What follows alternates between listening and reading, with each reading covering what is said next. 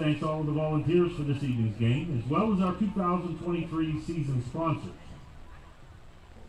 The Bullpen, Rustic Inn, Washington Auto Mall, Range Resources, Wagner's Greenhouse, Stefkovich Funeral Home, Zada's Auto Sales, celebrating 40 years, Alex Paris Contractor, the American Legion Post, Washington Financial Bank, Slovenian Savings and Loan, Grover's Inn, McKean Plumbing, Jake Schneider Bus Company, Always Safe, Avella Athletics Incorporated, Sweat Law Offices, Breezy Heights Tavern, Howard Hanna, Brenda Griffith, PC Whip, SPSI, Avella Motors, and Independence Township.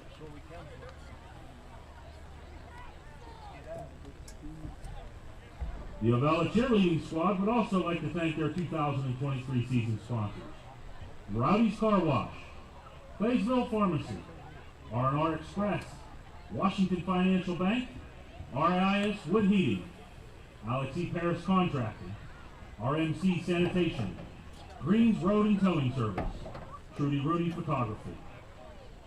The Football Boosters' 4th annual golf outing was a huge success this year, and we look forward to next year's contest. Please be on the lookout for more information about the 2024 golf outing. We also thank all of our sponsors and volunteers that helped make that outing a great success. Be on the lookout this evening for the Avella-Football Booster members selling 50-50 tickets, as well as the boosters selling spiritware near the concession stand.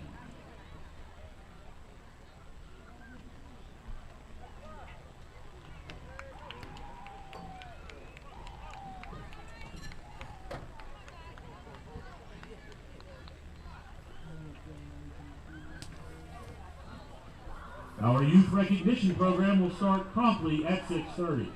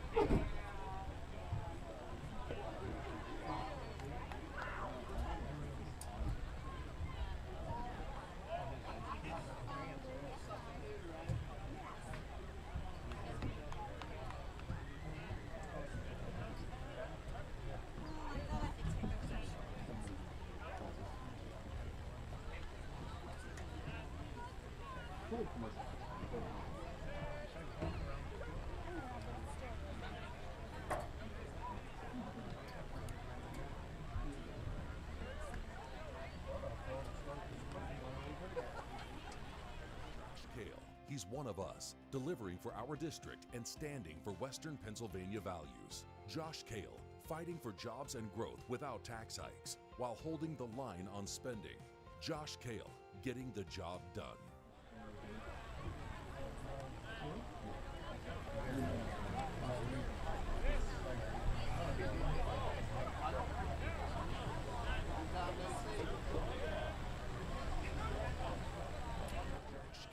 taking our voice and our values to the State House. Josh Kale delivers for us.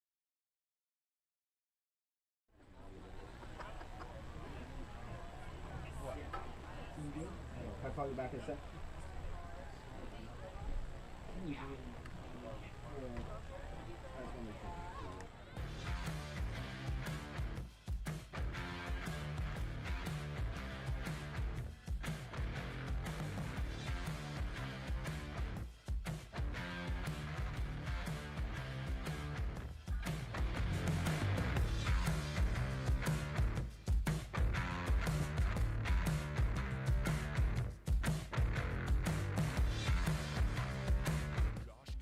He's one of us, delivering for our district and standing for Western Pennsylvania values. Josh Kale, fighting for jobs and growth without tax hikes, while holding the line on spending. Josh Kale, getting the job done.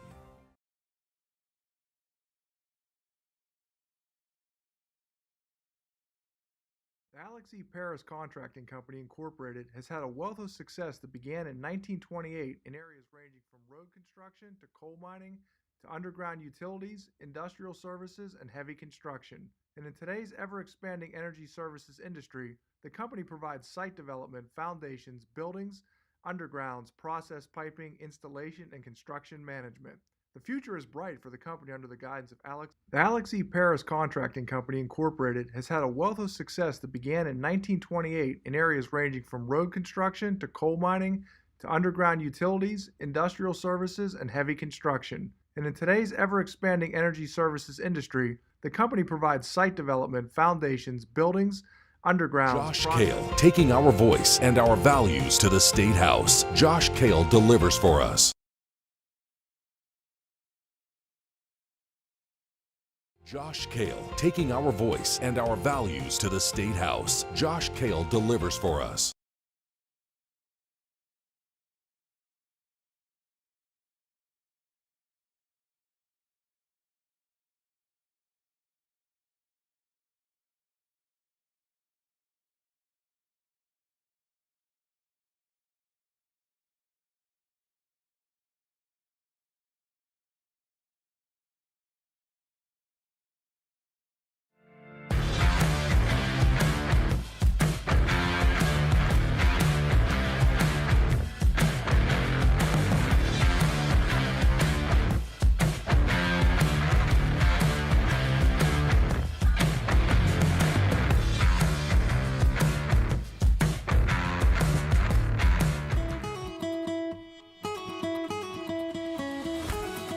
Range Resources has proudly focused on delivering energy solutions for more than 40 years. Our core values, performance, innovation, integrity, and transparency, guide us in the work we do every day as a natural gas industry leader. These values reflect how we operate as a company and are deeply rooted in our commitment to improve.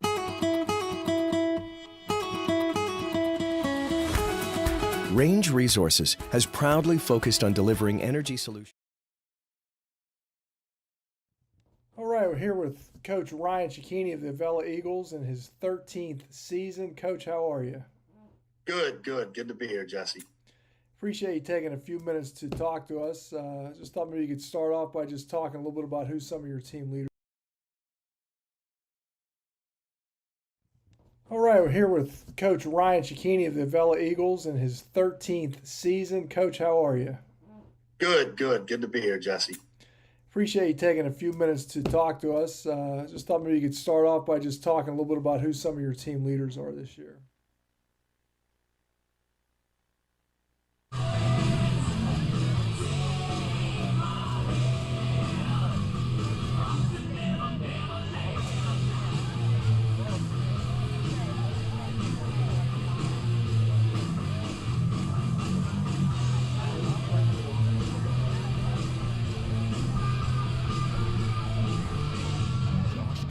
He's one of us, delivering for our district and standing for Western Pennsylvania values. Josh Kale, fighting for jobs and...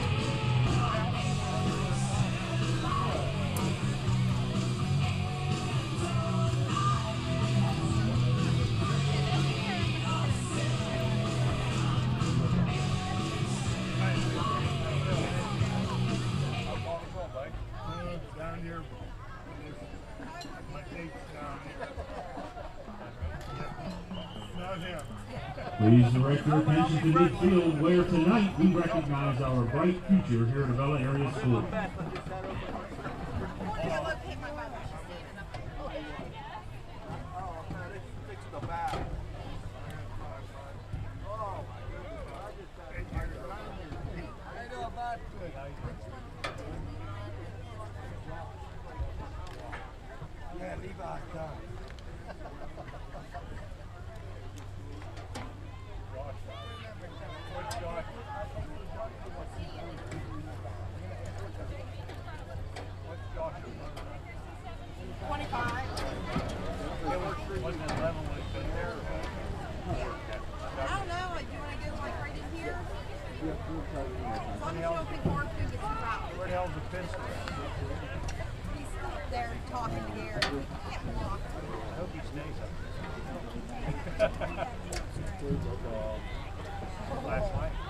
Tuesday night. Let me tell you what, when he came home, we were at Mom's.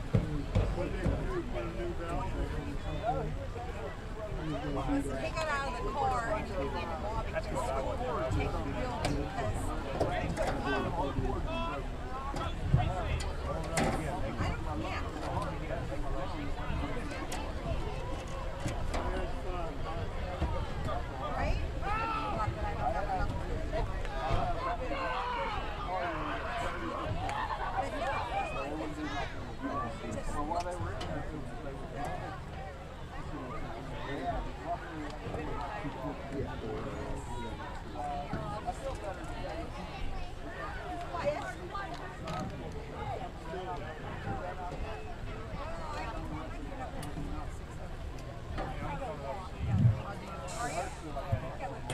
Please direct your attention to midfield, where tonight we recognize our bright future here at the Avella Area School. These student athletes joining us this evening are all part of either the Athletics Incorporated or one of our junior high school sports clubs. Please join us as we celebrate these student athletes and their continued commitment to their chosen sports. Announcing the D3 cheerleading squad, Alexa Cicchetti, Brooke Griffith, Lainey McKean, Haley Newman, Grayson Gatewood, Ava Hannon, Parker Boston, Piper Boston, Riley Dyer, Paisley Caldwell, Peyton Caldwell, Riley O'Brien, Holly Cummins, Maddie Cummins, Charlie Huckle, and Brooklyn Dixon. These young ladies are coached by Brenda Griffith and Anna McKean. The D3 football squad. Number 1, Bowden Hill. Number 3, Shane Landy. Number 6, Colin Lowe. Number 7, Wyatt Welling. Number 10, Craig Wilhoff. Number 23 is Wyatt Fitzley. Number 25, Anakin Decker. Number 30, Johnny St. Vincent. Number 32, Dean Foster. Number 33, Elijah Ramos. Number 77, Andrew Devnar. And number 82, Hunter Harris. D3 coaches, Randy Timhill, Chris Foster, and Glenn Lowe.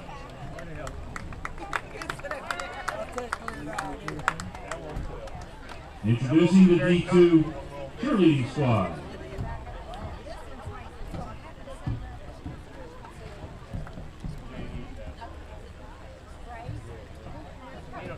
Ella Brogum, Harper Downey, Reese Shabinsky, Fiona Dunmore. These young ladies are coached by Ashley Kopko. The D2 football squad is number 1, Gary Dupain. Number 3, Sebastian Kelly. Number 6, Hudson Cummins. Number 7, Noah McCartney. Number 10, Franklin Landy. Number 12 is Flynn Davis. 21, Brantley Golange. Number 30 is James Garode. Number 32, Adam Gailey. Number 33, Garrett Griffith. Number 34 is Dakota Malin. 42 is Waylon Snoke. Number 50, Waylon Latshaw. Number 52, Zach Smith. And number 80 is Gage Lesnoff. These young men are coached by Brian Kelly, Josh McCartney, and Dan Griffith.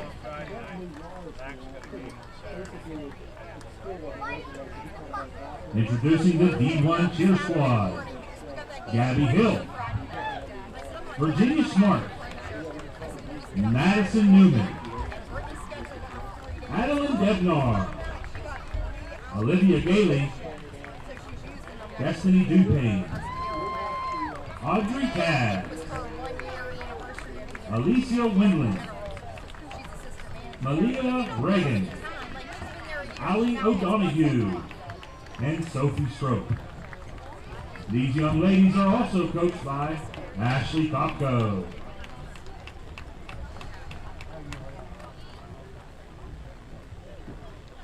Introducing the D1 football squad. Number 1, Roman Downey. Number 6, Baden Eddy. Number 12 is Landon Ham. Number 23 is Colton Cummins. 25 is Gavin Gatewood. Number 30 is Trenton Russell. 33, J.T. Dreyer. Number 34 is Xander Thorpe. Number 42 is Jackson Pascal. Number 44, Colt Malin. Number 50, Beckett Davis. Number 52, Malachi Manzano. Number 56, Emery Velez. Number 58, Trevor Warner. Number 72, Parker Caldwell. Number 75, Jace McKean. Number 77, Aiden Devnar. And number 82, Joshua Latshaw. These young men are coached by Jim Gatewood, Dean Dreyer, Brian Davis, Mike Devnar, and Josh Connolly. Mike Downey.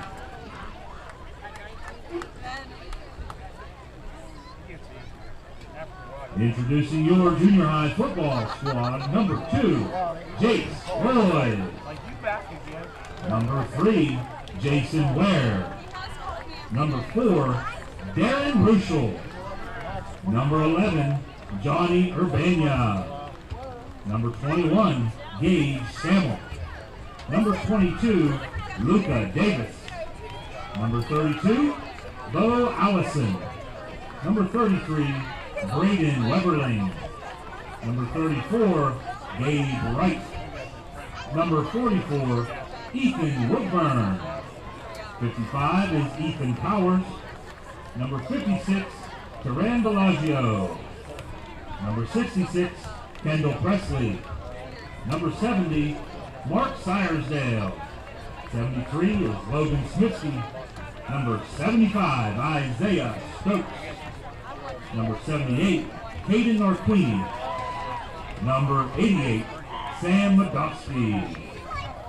Junior high is head coached by Jim Gatewood, assistant coach Brad Rankin, Chaz Rush, BJ Johnson, and Steve Wright. Let's give all of our youth student athletes a hand.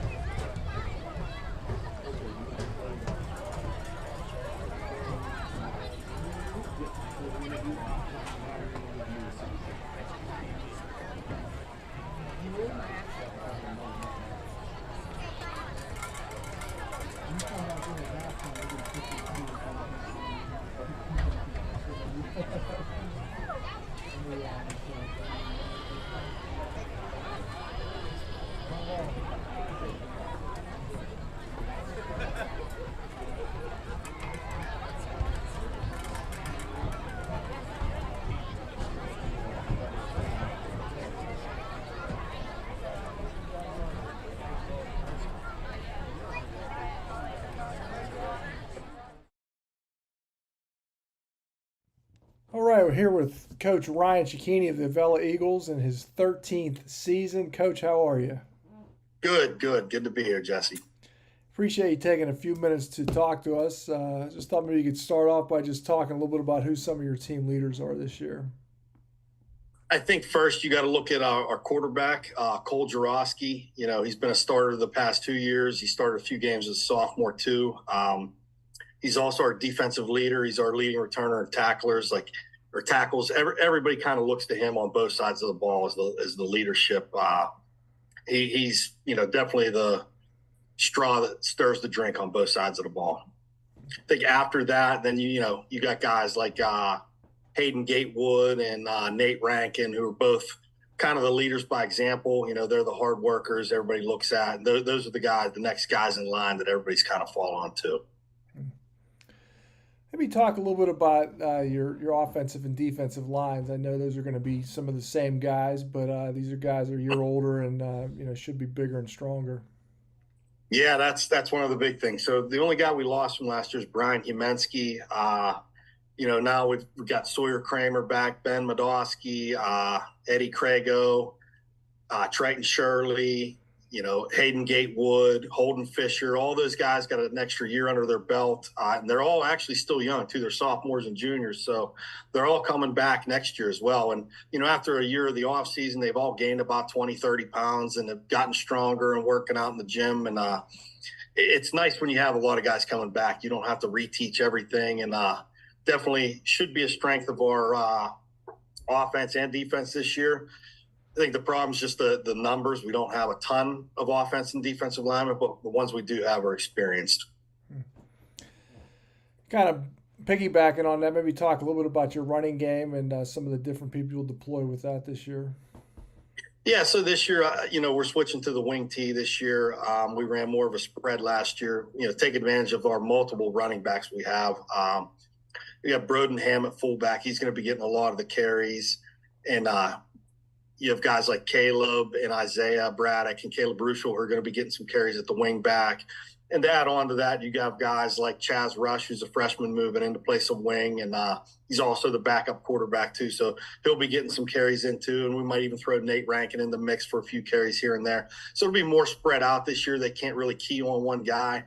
And that's in addition to Cole Jarosky, who's our leading rusher from last year. So he'll still be getting some carries at quarterback. So it's really going to be a running game by committee, so to speak. Everybody's going to pitch in. How about the passing game? I know Isaiah Braddock had 41 catches last year, so he's obviously going to be a big part of that. I know it was his first year ever playing last year, and you got Nate Rankin. And maybe talk about some of the other guys who, in addition to them, who will contribute. Yeah, I mean, Isaiah's obviously the guy everybody's going to look to, just how many catches he had last year. We're also going to use him at wing this year, so he's going to get some carries this year too. He's a bigger, stronger kid compared to some of the other guys on the team. Nate Rankin's definitely going to get some catches. He's the guy kind of got lost in the shuffle in the defense's view last year that, they'd leave him wide open here and there because they were so focused on Isaiah. And to add in that mix, we have Ronnie Kozak, who's moving up. He'll be a freshman this year, who's probably the fastest kid on the team already as a freshman. He can fly, and adding his speed to the mix of wide receivers, it gives you a nice, diverse group. Cody Day, about 6'3" or so. He's going to be playing maybe some tight end for you. Maybe talk a little bit about tight end slot. I'm guessing maybe the wings might be similar to slot, but maybe talk a little bit about that. Yeah, Cody, it gives you that height advantage. You don't see a lot of kids at the Class A level, 6'3", 6'4", that play wide out or play tight end that actually are getting the ball thrown to them. So that's a huge advantage that we're going to have to take advantage of with his height and his stature. He's going to tower over some of these other guys he's going against. So maybe, Coach, if you wouldn't mind, just talk a little bit about the conference this year and who you think some of the top teams will be. I think first you have to look at the Catholic schools. Obviously, it's Bishop Canevin and Olsh. They seem to be there every year. They have great talent. They go out and get great talent too. That's part of the problem. But I think adding into them too, you have a Fort Cherry team who's very good, returning a lot of players, and have one of the best athletes in our quarterback, Matt Sieg, in the whole Class A. He's an amazing athlete. Not many teams in Class A or any class really have an athlete like him. He's very amazing at what he does at quarterback for them. So he should boost them up too. Top to bottom, our conference is pretty talented. It's going to be top. We think we can compete in some of these games this year. I got Mapletown here in this first week. They lost a few guys to graduation, Landon Stevenson being one of the big ones. Yeah. Their quarterback graduated, but maybe talk a little bit about them and some of the challenges they present. Yeah, they had a great season last year. I think they started out 11-0, ended up losing one game in their last game in the playoffs. They have their fullback back, AJ Venata. He'll be switching to quarterback this year. He's by far their best returning athlete. He's the guy we got to stop on Friday. He's going to carry the ball. He's going to throw the ball.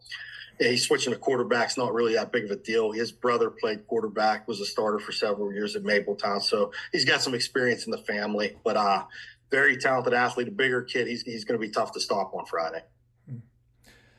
Well, we wish you luck, Coach. Hope that no injuries on Friday, and you can keep these guys fresh. And hope for the best this season. We're looking forward to it, and we just wish you guys all the luck this season.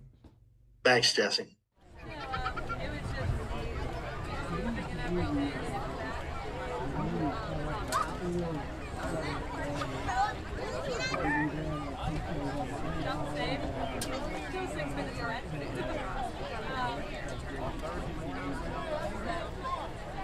Please welcome the 2023-24 Avella Eagles Marching Band under the direction of Mr. Nick Deutsch and Assistant Director Mr. Alex Light, Jesse Rhodes, and Jordan Chappell, with Auxiliary Director Cheryl Rush. Also welcome the Avella High School cheerleaders under the direction of Susan Tabacca, Carol Morgan, and volunteer Leslie Yevon.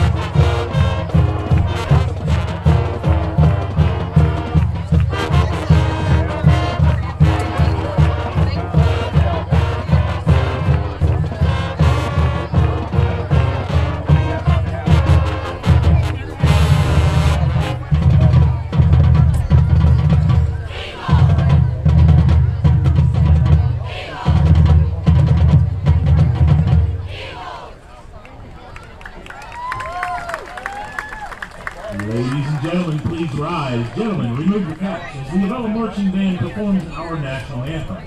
Please remain standing at the conclusion of the anthem for the performance of the Avella alma mater.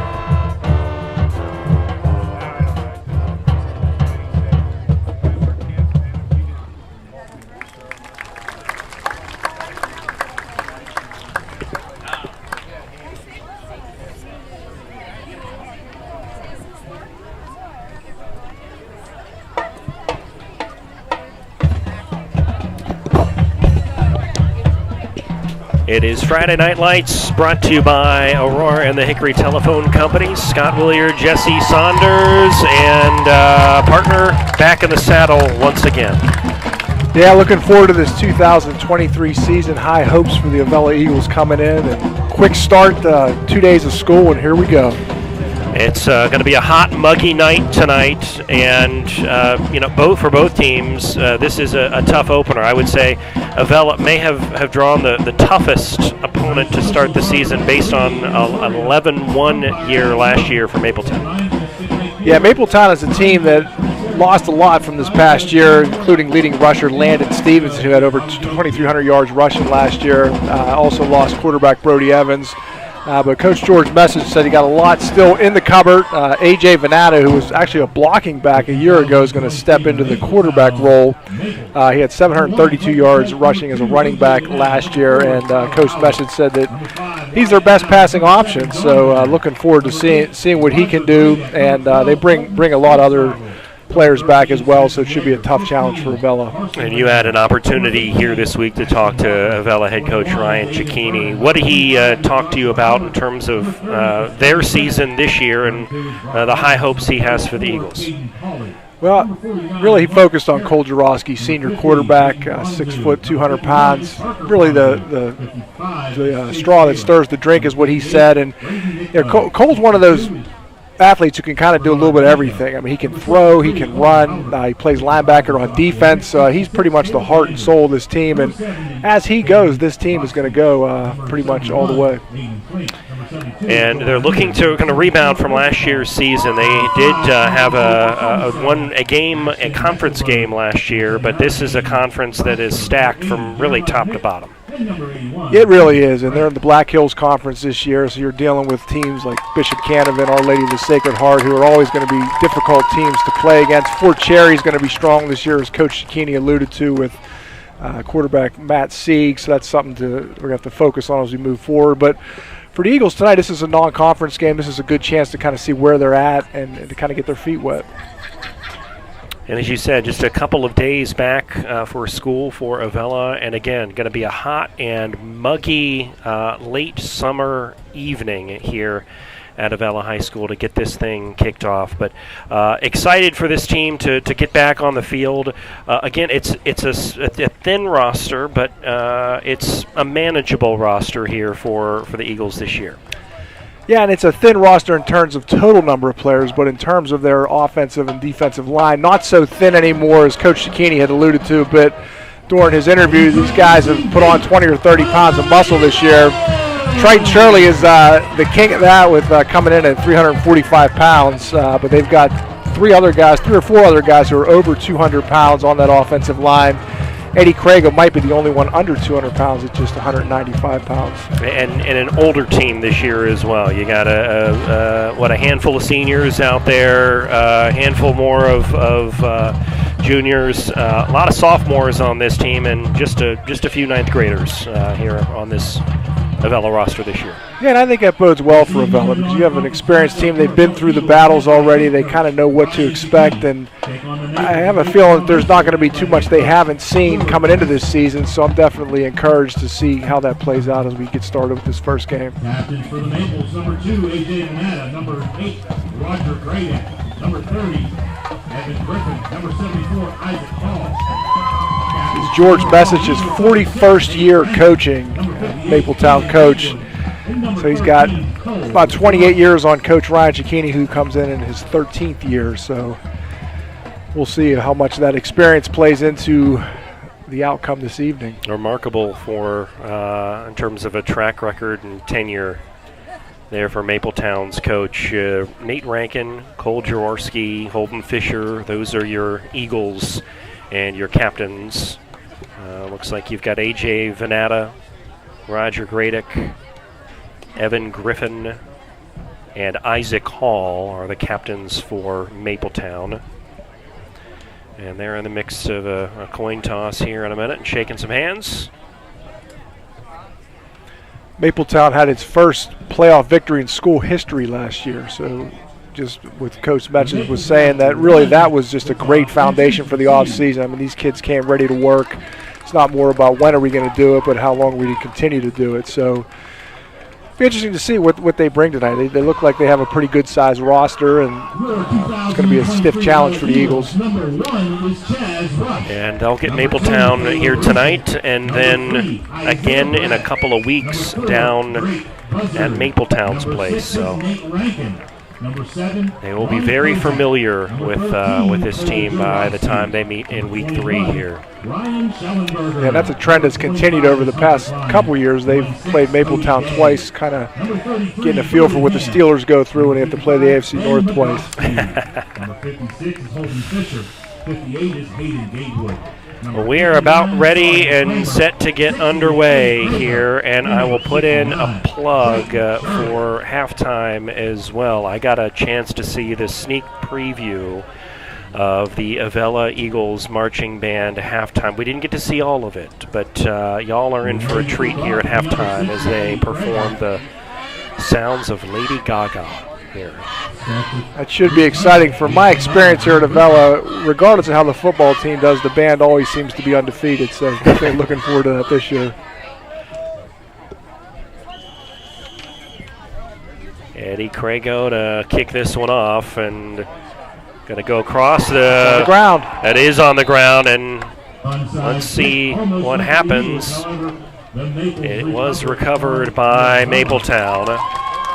And they're going to have the ball at the Eagles' 47-yard line. It's going to be first down and 10 for Mapletown. Here we go. Crago, a sophomore for the Eagles, doing the kicking. Not a bad strategy. Try to catch Mapletown off guard, see if you can get the offense on the field. And the downside, now it's going to be a short field for the Mapes. Well, the senior Venata in the gun. They're going to fake a handoff. He's going to keep the football himself up to about the inside the 45-yard line. Cole Jaroski getting involved with the tackle right away from his linebacker position.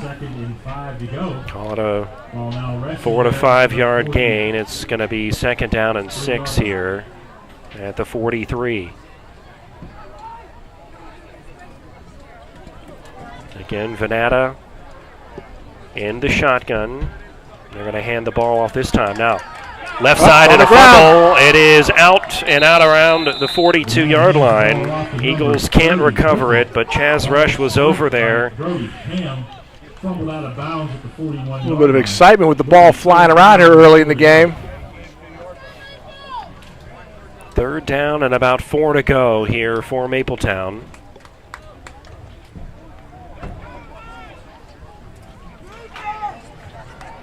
This is a Mapletown team that is in the Tri-County South, which is a conference that Avella played in for a number of years.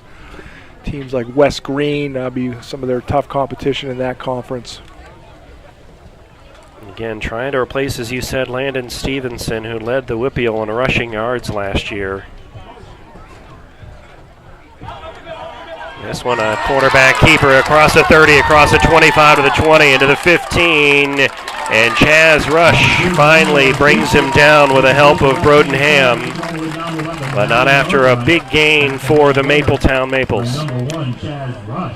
Yeah, that's something that has always been an issue with the Eagles. They can hold for a couple downs, and those big plays really would hurt them last year. So hopefully that's just not a precursor of things to come. And on somewhat of a broken play, you had Venata that kind of ran into his own man.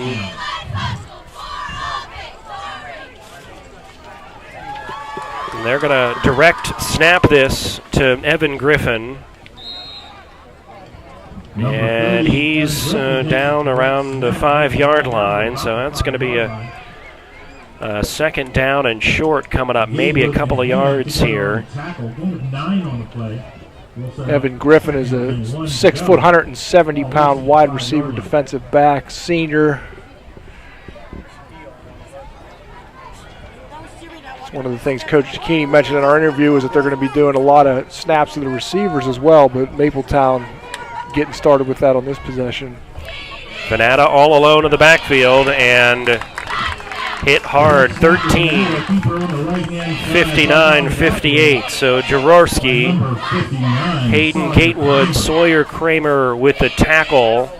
That's going to lose a couple of yards there, moving back to call it 3rd and 3.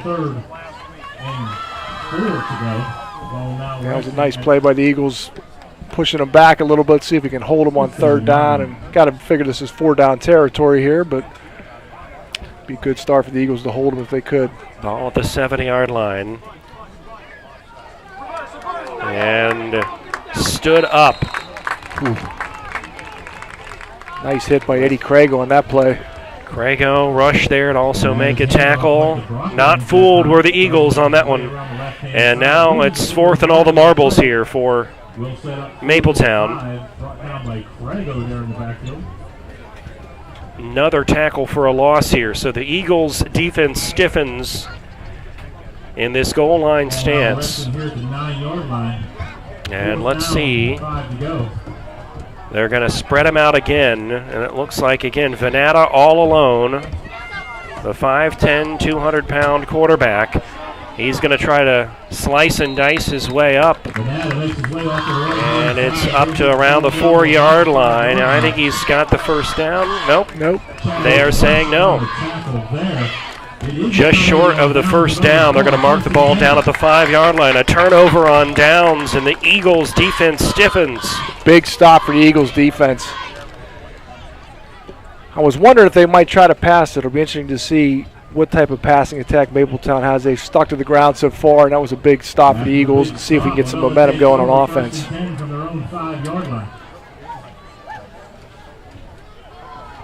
You know, Eagles ready to go deep in their own territory. Very careful here.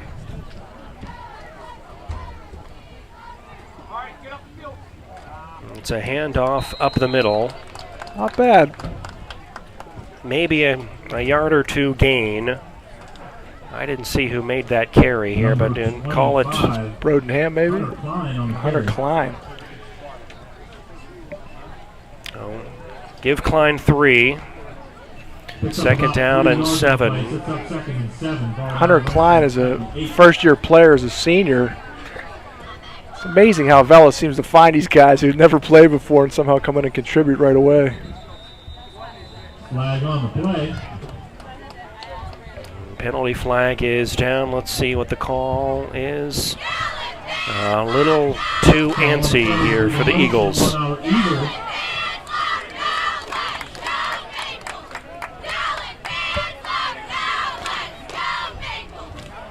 That'll move them back 5 yards. Inside the 5-yard line now for the Eagles. 2nd down and 11. 2nd down, 11 to go. Jaworski under center. He's going to go back. Little pitch and catch. It's gone to the 5. Over to the 10. To the 15. Across the 20-yard line. That's Ronnie Kozak. Number 7, Ronnie Kozak. Nice looking move by Ronnie Kozak. Very elusive on that short wide receiver screen. That was a great play. They'll put the ball at the 21-yard line and give them 14 and a first down on that play. That would qualify as a breathing room. Ladies and gentlemen, that's the Avella Eagles. First down!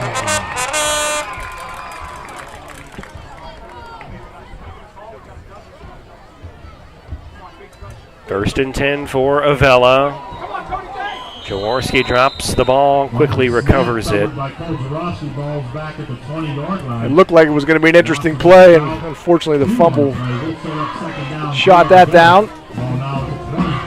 Loss of a couple of yards on the play, so it's 2nd down and 12 at the 20-yard line.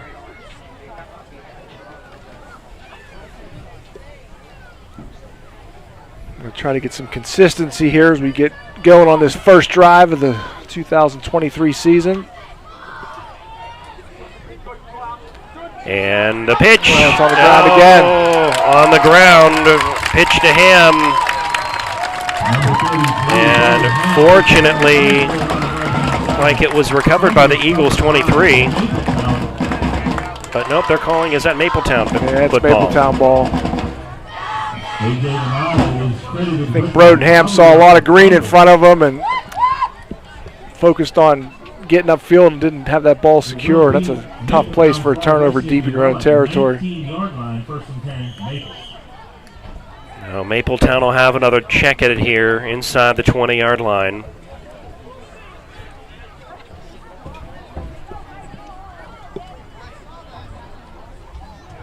Venata is going to roll. Right side. And he's hit out of bounds right around the 15-yard line. Not enough for the first down.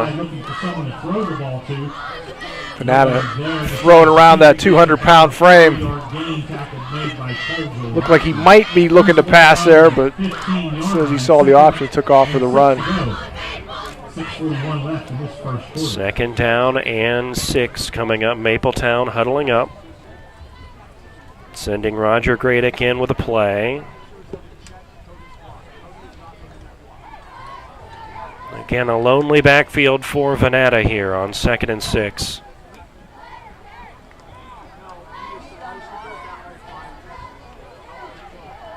And the throw, the catch at the 15-yard line across the 10.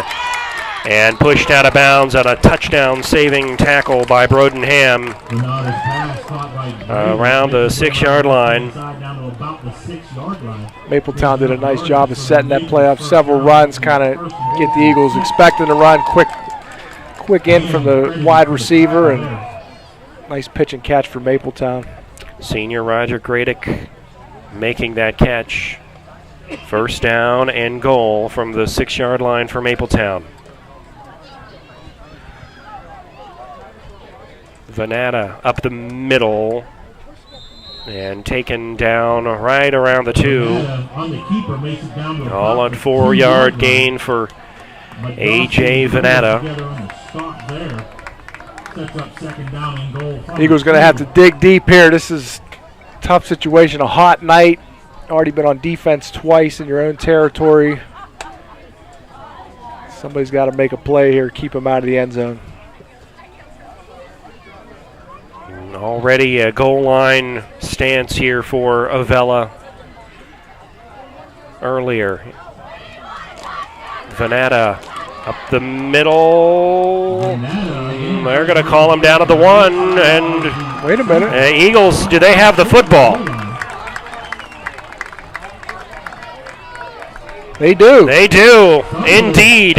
Wow. The Eagles gain a turnover here at the 1-yard line, and it's a second goal line stance for Avella here in the first quarter.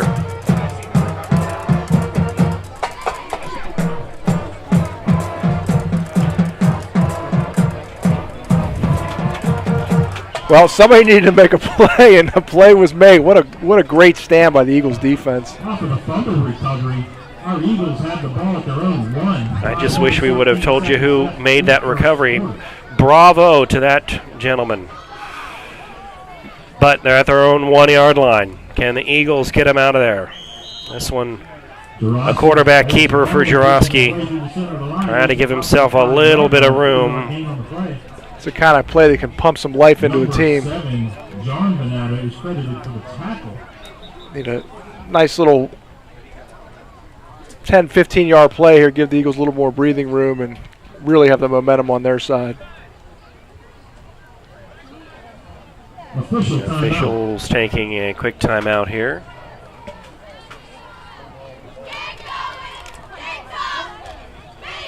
Maybe checking football here.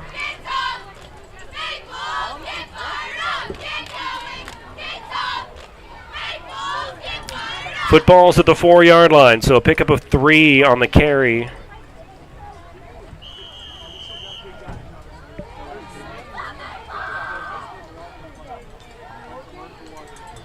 Eagles up the middle for Isaiah Braddock. Gain of about 3 more. Call it 3rd and 4 coming up for Avella. Number 74, Hall. 4-yard gain on the play. He sets the ball at the 8-yard line. 4 to go.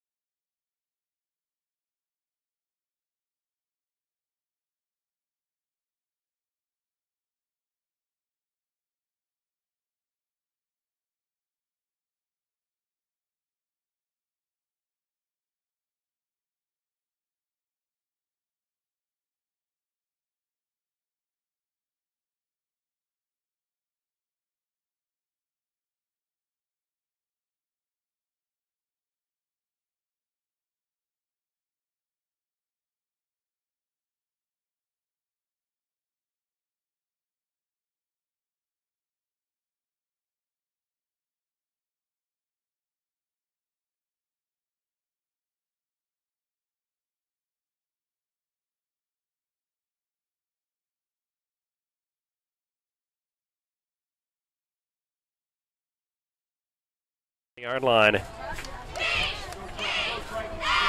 And a handoff.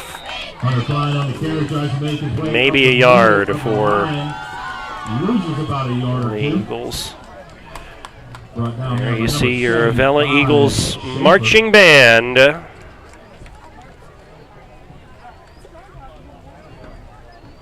Loss of about a half a yard. We'll set up second and a long 10.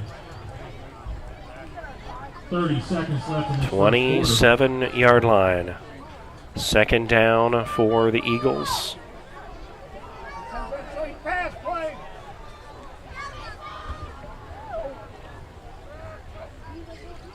Pitch to Ham. Going left side, and he's close to the 30. Couple of yards maybe. But third down and long for the Eagles, and they'll do that when they come back to quarter number 2 from Avella on a scoreless opening night. He's one of us, delivering for our district and standing for Western Pennsylvania values. Josh Kale, fighting for jobs and growth without tax hikes, while holding the line on spending. Josh Kale, getting the job done.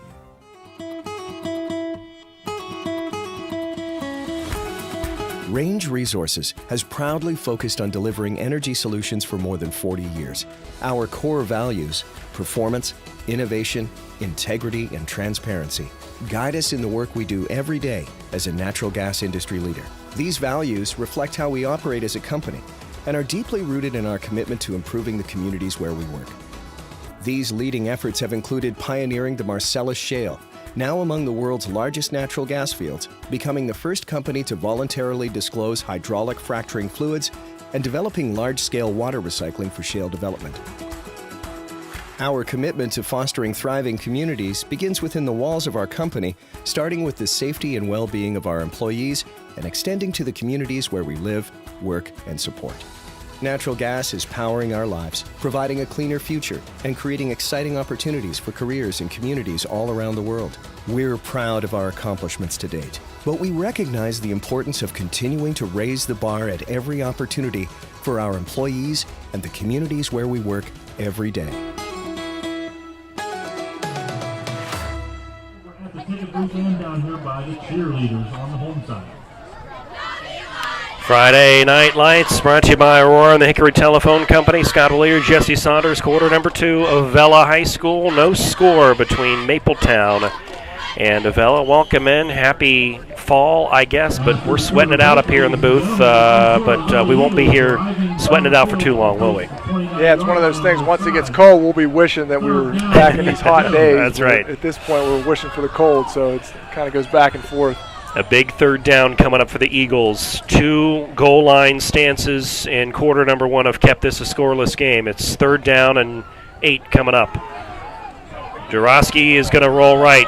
He's looking to throw on the run, and it is hauled in and caught by Ronnie Kozak.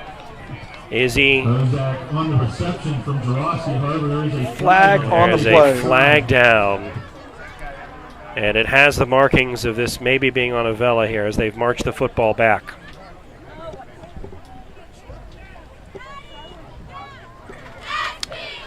Yeah, let's see what we learn here from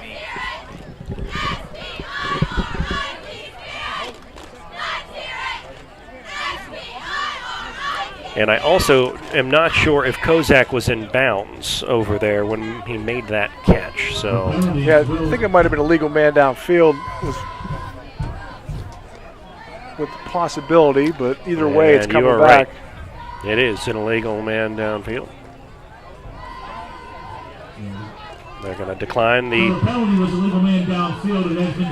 penalty, and because it was not a catch, it is going to be now 4th and long for the Eagles. And let's see if they will elect to play some field position or try to go for it here inside their own 30-yard line.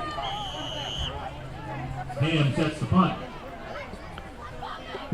I don't think they're going to test it twice here to be a little more cautious. They also have a little bit more room to work with here, so. Ham to kick this one away. It's inside the 50. Fielded at the 45. Nice hit.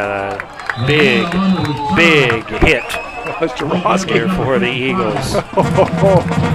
Doing it on the punt team as well. Ben Madosky there. And Cole Jurowski. Man of many talents. Wow. Ben Madosky's a 5'9", 220-pound sophomore, playing offensive and defensive line for the Eagles. A return of only 5 yards there for Mapletown. So they are at midfield and have had good field position pretty much all game long. Empty backfield for A.J. Veneta. He's going to step up. He's in trouble. Gets to Ben Madosky. Ben Madosky was enlivened by that punt coverage and just carried it right over to the first defensive snap. That's all the way back to the 40-yard line. The first sack of the year is Ben Madosky's. Defense stepping up for this Avella Eagles football team. Second down and long. Two teams kind of feeling each other out here, but it seems like the momentum has definitely swung in the Eagles' favor. Venata is rolling to his right. Another nice play. Being chased by Hayden Gatewood up to the 40-yard line. It looks like the Eagles did all right with the heat acclimation work this fall. They seem to be handling this hot weather pretty well.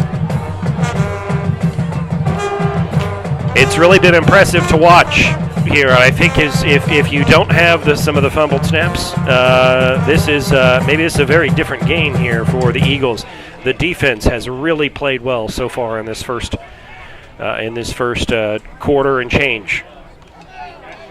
Yeah, it's definitely been the defense's show, and let's hold them here and see what the offense can do with some decent field position for a change.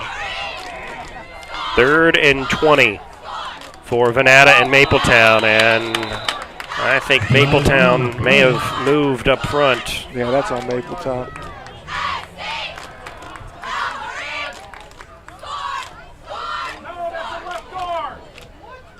And they're going to call this on the Eagles. I don't see that one. They're going to call us a 5-yard penalty on Avella. I mean, Avella definitely made contact there, but I mean, there was clear movement along the Mapletown offensive line. 3rd down and 15 for Mapletown.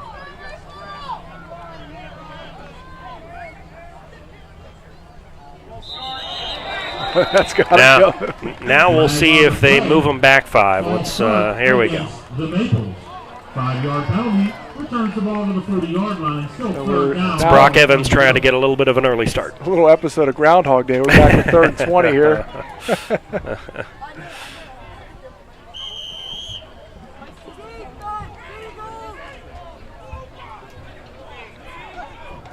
Yeah, you can see some early season jitters from both teams, and I mean both defenses have come to play so far, and it's really just going to be what team makes a mistake first.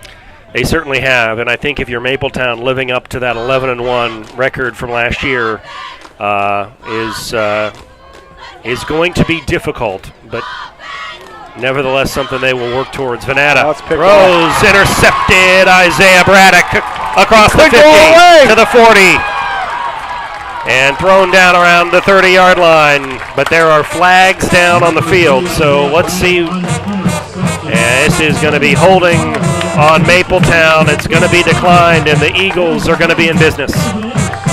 Well, partner, that was a mistake we were talking about right there. Really ill-advised pass by Venata. Kind of floated that one up there, and Braddock was just waiting for it. Really a nice return as well. The Eagles are in business now. A nasty, tenacious defense from the Eagles has put their offense here inside the Mapletown 30-yard line. Yeah, this is a big chance here for the Eagles to really capitalize, get this lead, and really take momentum of this game over.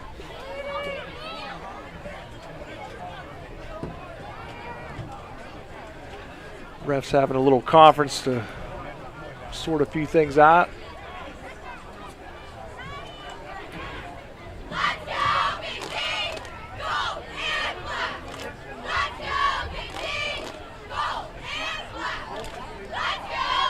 Question is, was that holding on the original offensive play, or not sure exactly what they're discussing.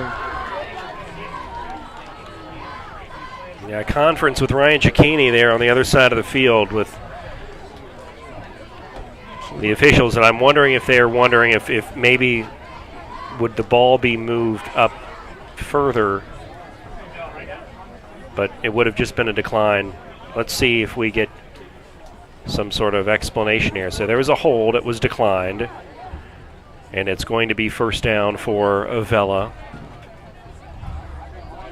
after the interception. So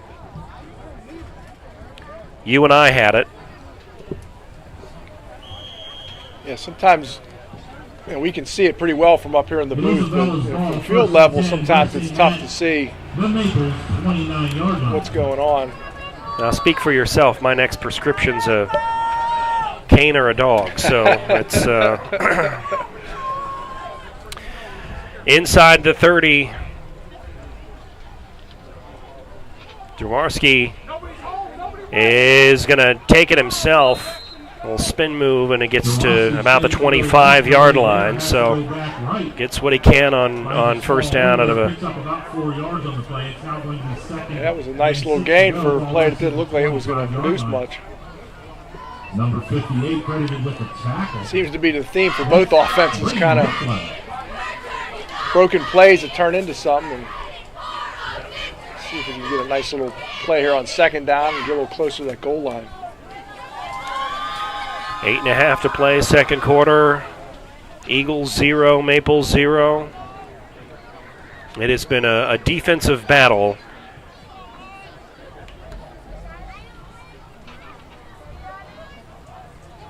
On second down. Handoff up the middle. Klein on the handoff from Jaworski makes his way down to about the 23-yard line. Straight dive play right up the middle. Grab a couple yards, put yourself in good position for third down and short. 4 here.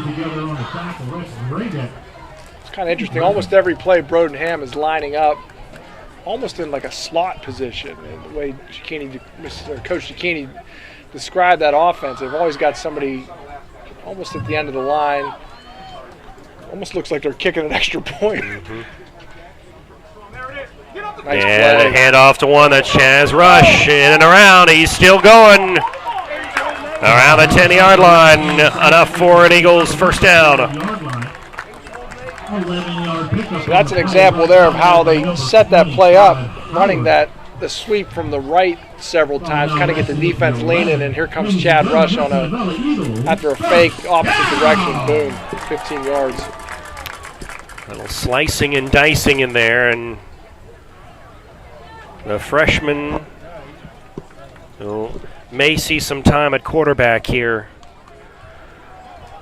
in the years to come at Avella. Two nice-looking freshmen in Ronnie Kozak and Chaz Rush for the Eagles. There's the pitch to Ham on the left side, and that's inside the 10-yard line. Pickup of, call it 3 yards. Second down and 7. Eagles can get a first down here, the 2-yard line. Brodenham had a head of steam on that particular play, and so one nice thing about that setup is he gets that ball, he's coming downhill, so wear down this Mapletown defense a little bit. Jaworski again under center. Fakes the pitch, give it to Rush. He's up the middle. He's near the end zone. They're going to call him down at the 1-yard line. Oh. 1 yard line. A good-looking run, though, from Rush. Almost. He put the ball in the bread basket. He took off. He was almost into the end zone. 1 yard line. That sets up first and goal for your Avella Eagles. That is another Avella Eagles first down. 4 plays from the 1 here, potentially. Punch this in and take that touchdown lead here late in the second quarter. First and goal from the 1 yard line. Jaworski under center. He takes the football. Is he in? No one has said anything. Yeah, I think they were trying to give it a. On the carry makes his way down to the 1-inch line there. The 1-inch line. It looked good from up here. So both referees agreed on that. I wonder if one looks at the other like, what do you think? The defensive struggle continues here for both teams. Here we go. What do you think, Jaworski keeper here? I think you have to try that, right? I think you have to.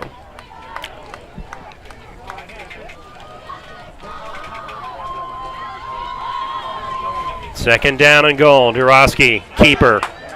End zone, touchdown. There it is. Eagles, first points of the year. On a 6-inch crawl here from quarterback Cole Jaworski, the senior. Big touchdown for the Eagles. All that momentum is solely in their favor now, and that is really going to put them in a good spot here as we get closer to halftime. It's the defensive stands that have given this offense an ability to come in here and compete. The turnovers, the 4-down stands, extra point is blocked.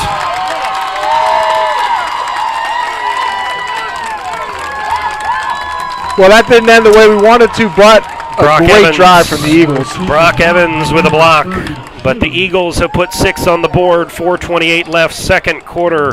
Avella leading in its home opener.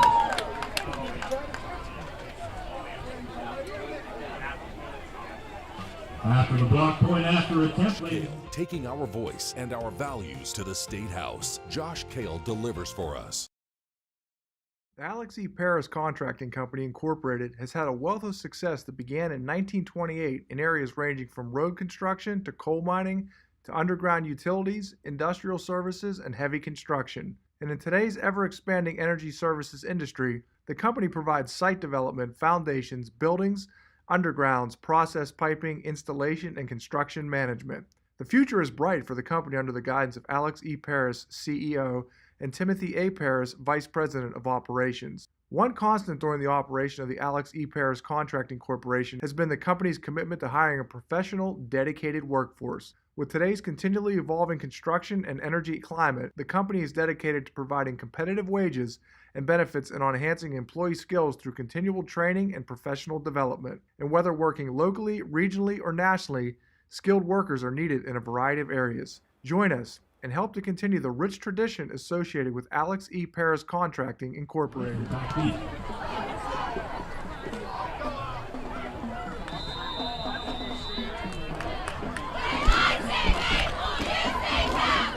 Back here at Avella, kickoff out of bounds, so good field position here coming up for Mapletown.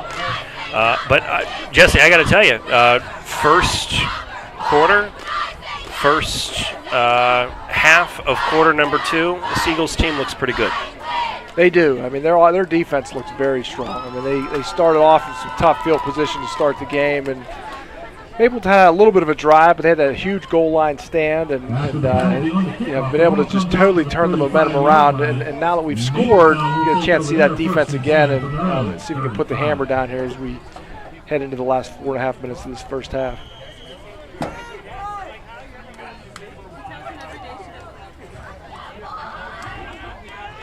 Mapletown takes the ball, hands off in the backfield. That's it. Tyler Howard, maybe? Let's see. Number 8, Graydeck tries to make his way around the right. Roger Graydeck. Loses a couple of feet. Hayden Gatewood looks like a little shaken up on that play. A nice hit, but shoulder took a blow there.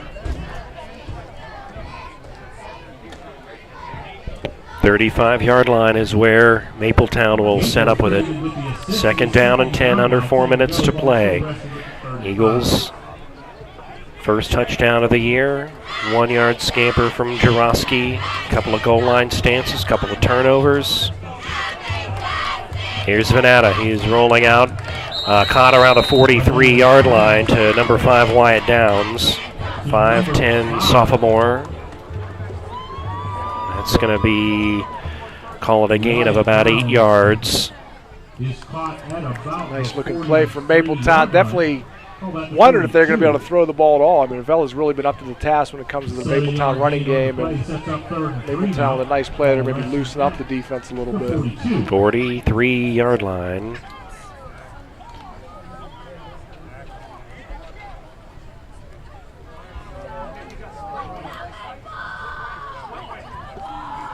Venata being flanked by Gradick. And he's got it up to the 45-yard line. My bad. Evan Griffin. Evan Griffin. Tackle made by number 59, Sawyer Kramer, first and 10 Maples. Ball resting 46 yards. Enough for the first down, so the 46-yard line for Mapletown. They can have all the 4-yard runs they want. The key here is not to give up a big play. That's right. Make them go all the way down the field. Empty backfield for Venata, who rolls to his left, steps up, throws over the middle, incomplete, and a penalty flag thrown in. Gotta think that's holding. I think he was trying to get to Brock Evans there, just off his fingertips, and let's see. And it is going to be holding on the offense. Let's see. And Coach Cicchini will take him back 10. Call it a 1st and 20 here, moving back to the 35-yard line. Big penalty there. It will be 1st and 20 from the Maples 35. 3 minutes, 10 seconds left to play. That may be the first penalty on Mapletown here in this game. Yeah, it's just what the Eagles ordered there to push back Mapletown, and it's a tall order for the Maples here to try to get this ball all the way down the end zone. Empty backfield, 3 wide receivers on the right side. They're going to throw left. And the Eagles are all over him inside the 30-yard line. That's Roger Gradick. Cody Day cleaning up on that tackle. Day and Ham. So on a 1st and 20, a 2nd and 26-yard line inside the 30-yard line. And if you're Coach Cicchini here, I mean, you hold him here, you're going to think about taking a timeout, save some time, give yourself maybe 2 minutes to see if you can do something before the half. And as you said, no big plays. Keep it in front of you here as time ticking away in the second quarter. Venata and confusion in the backfield, and Eagles all over him. Venata on the keeper, brought down there by Crago. They got Day, Crago, all kind of Eagles in the backfield, and it's going from bad to worse here for Mapletown. Another loss, and it's 3rd down, and you need a map. Yeah, I think the Eagles are going to maybe be content to let this clock run down. Don't want to take a chance anything crazy happen here going with that 6-0 lead. Eagles probably will get the ball back, not with much time, but they will have all the momentum going into halftime. You can't ask so far for a better half, and it looks like Mapletown will take a timeout here with 90 seconds left, and we will do so as well here from Avella High School. 6-0 Eagles heading into halftime.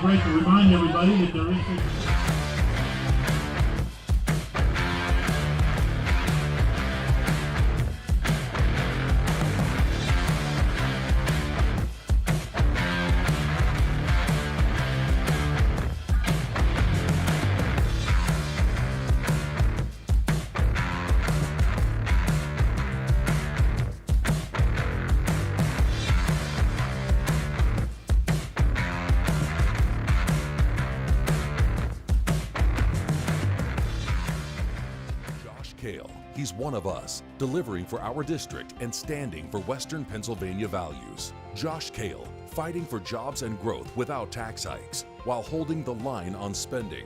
Josh Kale, getting the job done. After the timeout break, It is 90 seconds left in quarter number 1 for the Eagles. It is 3rd down and 28 for Mapletown. On Jesse, what I don't think you could consider a better half here for Eagles in terms of both offensive play, scoring a touchdown, and defensively getting some turnovers. Yeah, I mean, this is exactly how you draw it up if you're Coach Zucchini.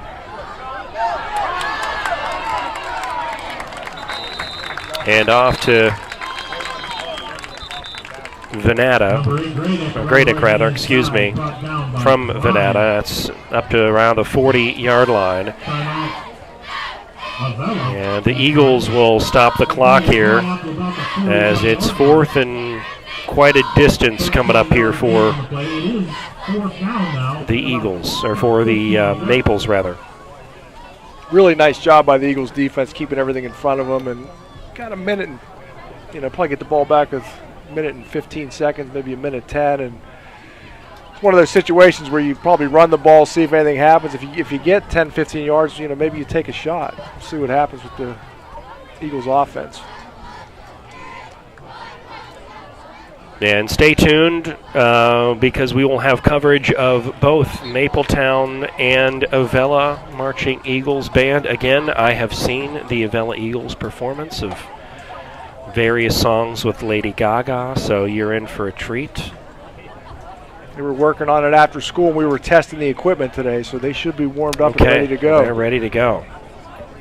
Set the punt is number 80, Mick. Jeremiah Mick to punt this one away in the ground, and it is up.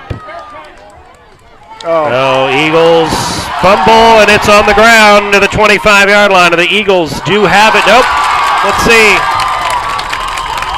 It looked like the Eagles grabbed this one. And it looked like that was Ronnie Kozak, but then you've got Mapletown that wrestles the football away. Let's see what happens. And a penalty flag also on the field. Let's see what's happening here. It's a holding on Mapletown. That is a break for the Eagles there. Wow. Wow. That almost swung the momentum strongly back in Mapletown's favor. What a big break for the Eagles. I would have been interested to see how they would have called that. I mean, it looked like Kozak had possession, but it's one of those things where they just give him the help for the extra hustle, or it would have been tough. It would have been close. After the holding penalty is assessed, the ball now at the 30-yard line, it is. I think they're punting from Allegheny County here, so it is up and away. Let's see. Fair caught at the 35-yard line. Braddock wasn't messing around there. He just wanted to secure that ball. Catch the ball and get 61 seconds on the board, and let's see what the Eagles can do from their own 31-yard line.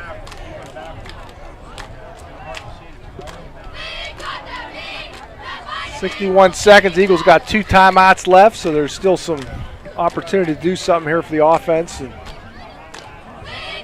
be interesting to see what Coach Zucchini and the staff come up with here for the Eagles offense. I know they work on these 2-minute drill plays and practice, and so put it in place here, fellas, and see if we can move the needle and add some to the scoreboard.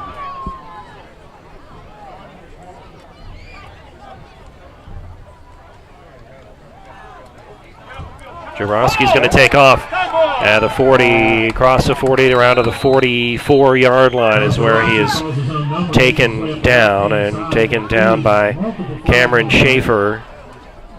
But a penalty flag down in the area of probably holding here. Yeah, it looked like a nice developing play, but there may have been a reason for that, because a little bit of grabbing there from the Eagles offense. Yeah, it is a hold. So that'll negate the run from Jaworski. Does that change your strategy here before halftime? kickoff. I think so. At this point, you don't want to make a crazy mistake. I mean, odds of you going all the way down with 75 yards for a touchdown are pretty slim. So really, at this point, you want to just run the ball, hold on to it, and get into halftime with that 6-0 lead. They won't start the clock, and it is running, so under 40 seconds.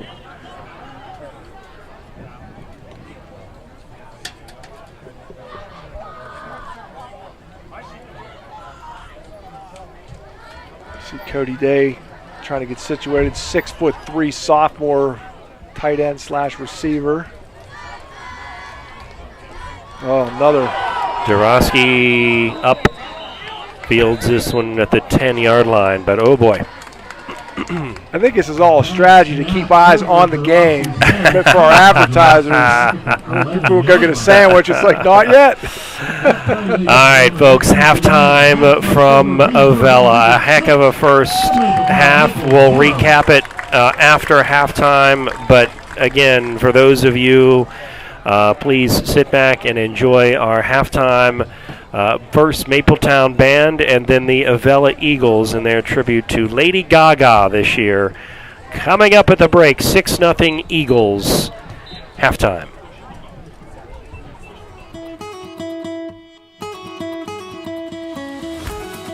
Range Resources has proudly focused on delivering energy solutions for more than 40 years.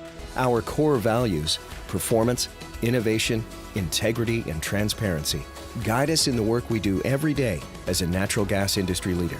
These values reflect how we operate as a company and are deeply rooted in our commitment to improving the communities where we work.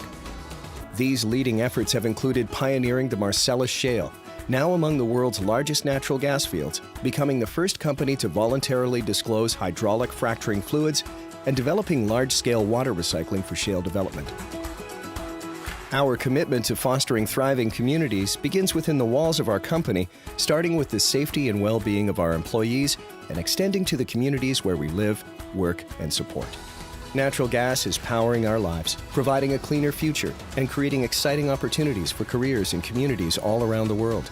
We're proud of our accomplishments to date, but we recognize the importance of continuing to raise the bar at every opportunity for our employees and the communities where we work every day.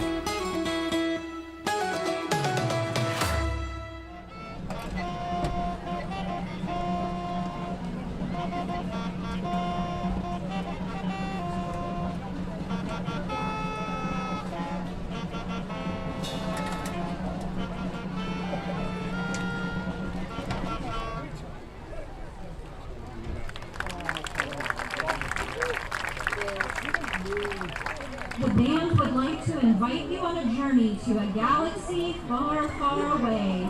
Featuring our auxiliary, the band will relive the battle of good versus evil between Darth Vader and Luke Skywalker in Star Wars.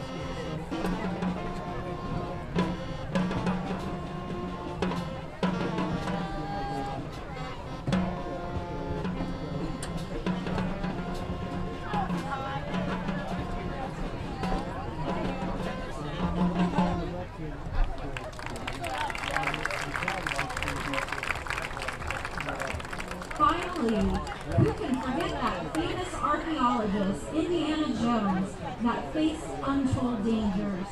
Please enjoy our final selection, The Raiders March.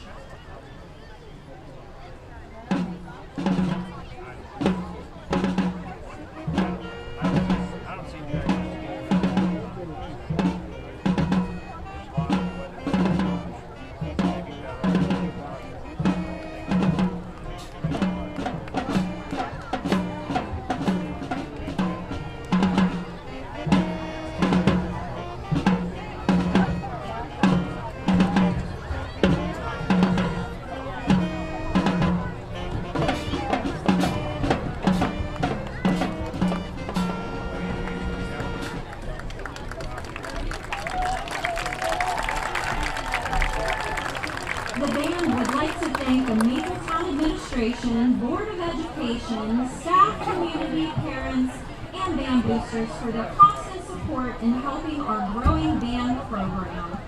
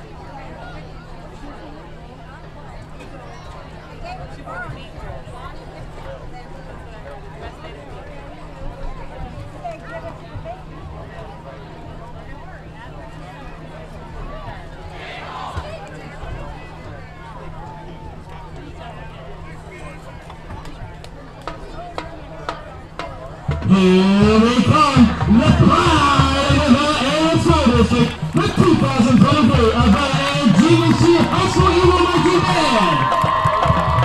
The band is under the direction of Mr. Nick Finch, his assistants are Mr. Alex Light, Mr. Jesse Rowe, Ms. Jordan Chapel, and Mrs. Sharon Roche. The band is laid on the field tonight by drum major Kelly David. Our 2023 show is entitled Gaga, featuring the selections from the world-renowned recording artist, Lady Gaga.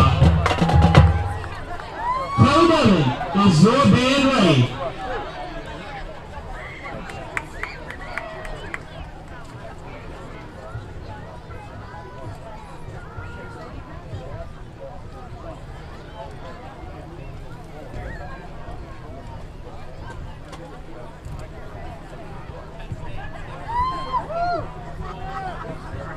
Please sit back, relax, and enjoy the show. We'll open the show this evening with one of Lady Gaga's most famous songs, Poker Face.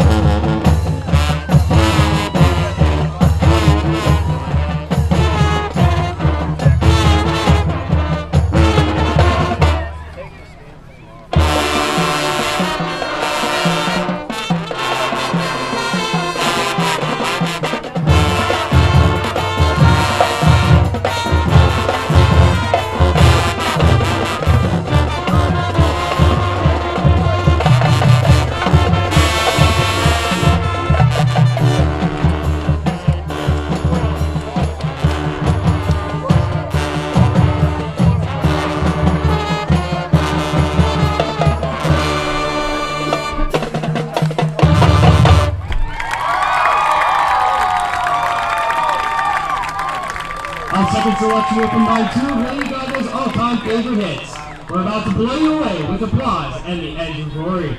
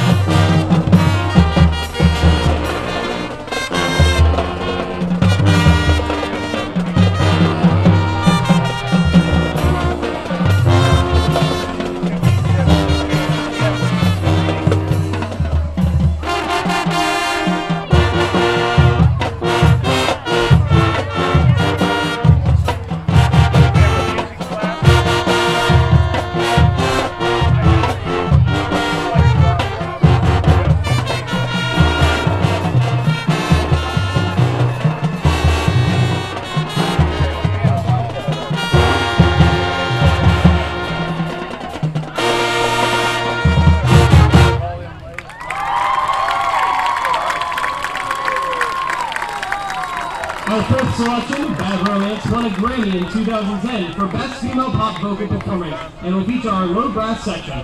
Then we'll close the show with Born This Way, featuring the Avella Color Guard.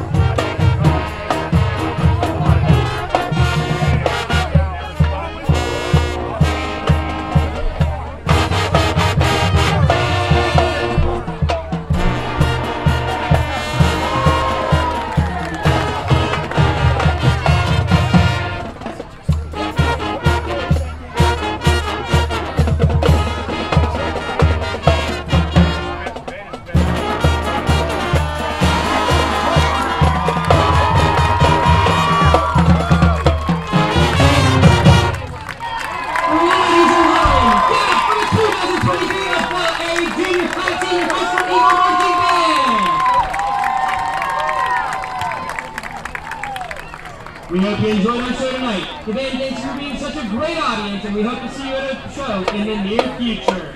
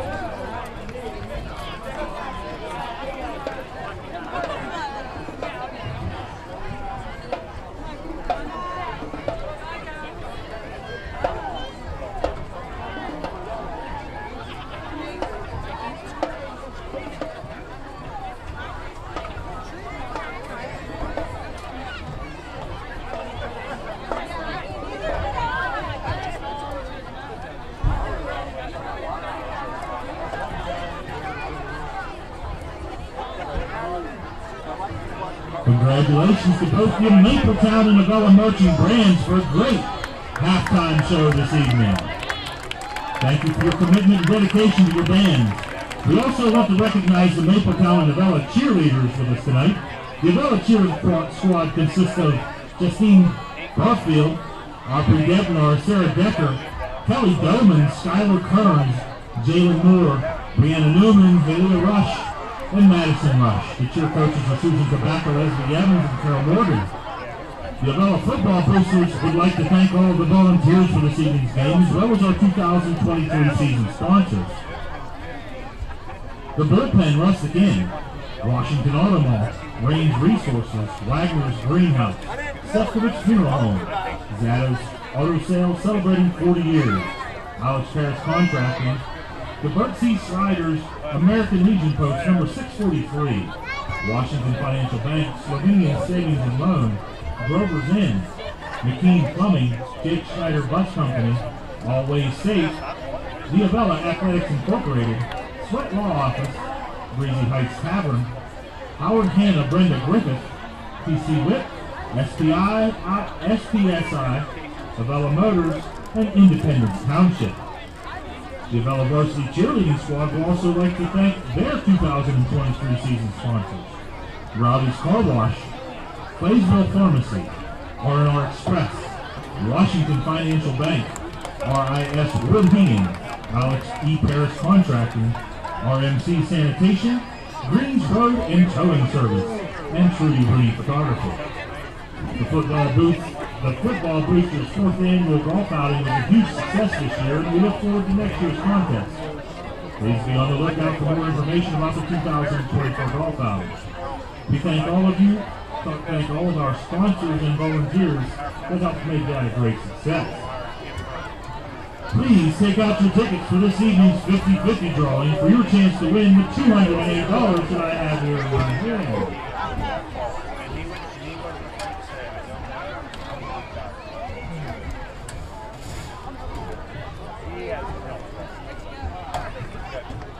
Tonight's winning 50-50 number on the red ticket, again that's the red ticket, 255141.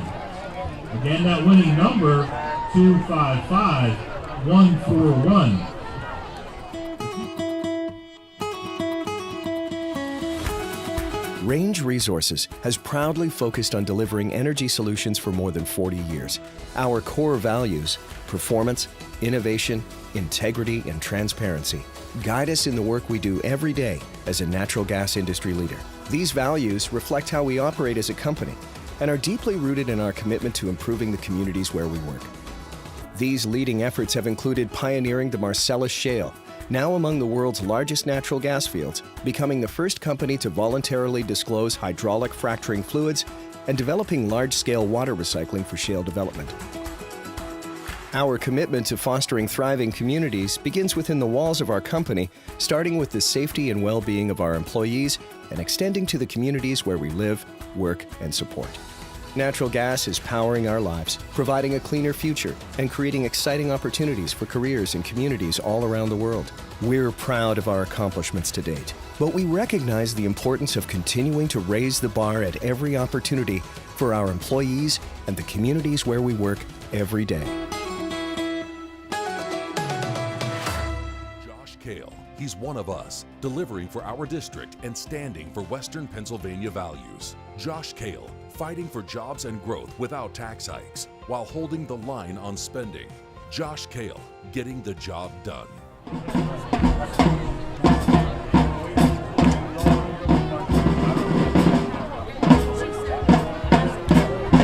Friday Night Lights brought to you by Aurora and the Hickory Telephone Company. Scott Willier, Jesse Saunders, as we get set to start our second half, and overall thoughts of the first half here from the Eagles.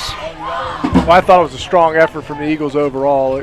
Like we talked about at the end of the first half, they really defensively played very strong. A little bit hairy there at the beginning, but a huge goal line stand kind of set the tone. And really, Mapletown hasn't really been able to get anything going on the ground, and their passing attack is still kind of developing, so that bodes well. And big touchdown for the Eagles. A little crazy there at the end of the half. Almost fumbled on a punt, and also had a snap over the quarterback's head. But all's well that ends well. And looking into the second half, the Eagles still have that momentum. So let's see if we can keep rolling with that coming here in the second half. A couple of goal line stops here for Avella as in quarter number one, and it's really been a defensive effort from the Eagles, and they've looked good so far here to open this season. So 6-0 at the half, and I want to also thank all of our sponsors here for helping us to get this broadcast on the air. State Representative Josh Kale, Range Resources, the Alex C. Paris Contracting, Bullpen Rustic Inn, Washington Financial, Taxac Law, the Badillion Honey Farm, and Welding Equipment and Repair Incorporated. Thank you so much for all of your sponsorship and support here of Avella Eagles Athletics. Yeah, it's definitely appreciated. A lot of that money goes to kind of keeping our equipment up to date, and it seems like there's always something that needs updated. So it's very helpful, and we appreciate those sponsors and thank them for being with us this season. And I saw you boogieing at halftime to the Avella Eagles marching band, who had a heck of a performance here at halftime.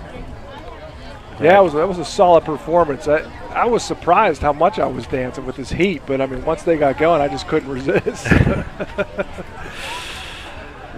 So we hope to see out here at Avella. Again, 6 home games this year for the Eagles, so pick a Friday night.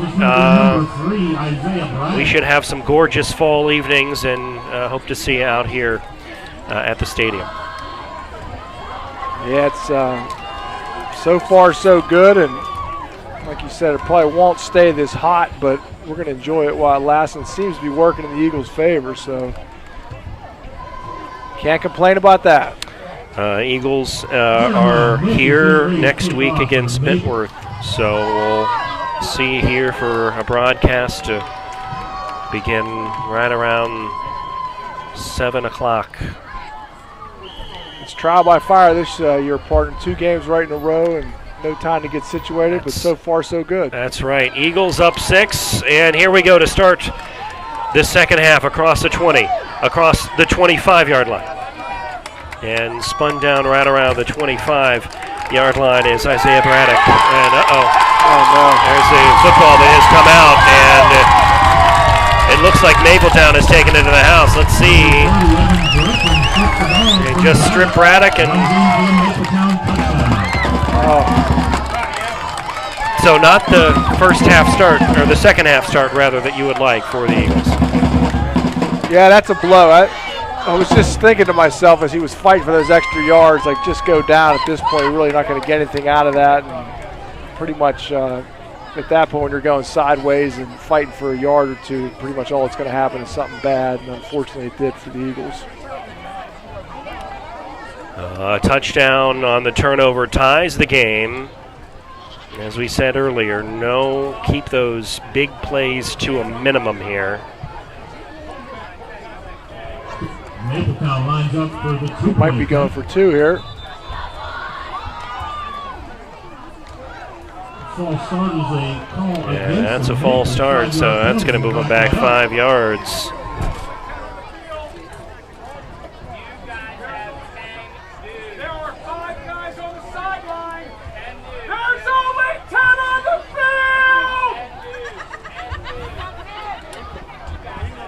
Some fans yelling that there's only 10 players on the field, letting the coaching staff of Mapletown know what's going on. 7-yard line. Here we go. Interesting formation. Once again, Maples line up for the 2-point conversion. And Mapletown. Not there. No good, but a penalty flag down. Let's see what that penalty flag is going to be. Going to guess it has something to do with that formation.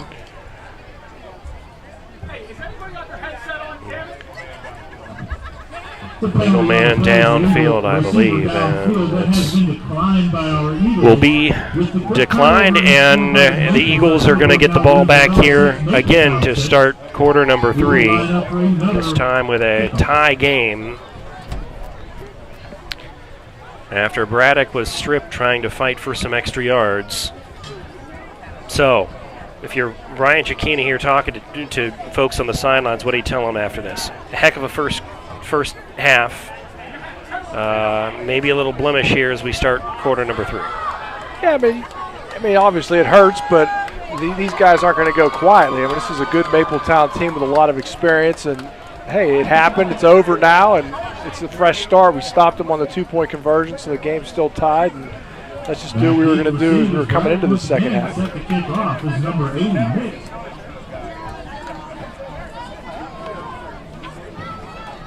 Mapletown will line him up here. Jeremiah Mick, the senior 6'4", 215 wide receiver and punter. He's going to put some leg into it. There's a mountain of a man there. This one is going to go all the way to the end zone and a touchback. So no return this time from Isaiah Braddock, and here come the Eagles to start quarter number 3. Looked like Cole Jaworski was stretching out there after that 2-point conversion. I couldn't tell if he had a cramp or if he just was trying to get a little more loose, but hopefully nothing serious, and get the ball rolling here with the Eagles offense. Out at their own 20-yard line, 1st and 10 for the Eagles. Jaworski trots in there into the 11:47 left to play in the 3rd quarter.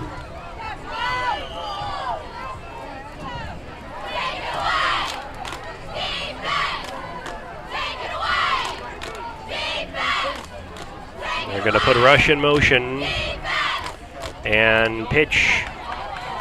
Looks like to Ham maybe to the 25-yard line. Let's see. Left-hand side, make his way down to about the 25-yard line. Gain of about 5 for Ham. Nice looking first down play, good positive yards. Number 32 responsible for tripping him into attacking. That's Brock Evans. I think the advantage the Eagles have here is that Cole Jaworski and the offense, not only can they run the ball, but Cole is a very solid passer, so they have that weapon going for them. That's something they may open up here in the second half.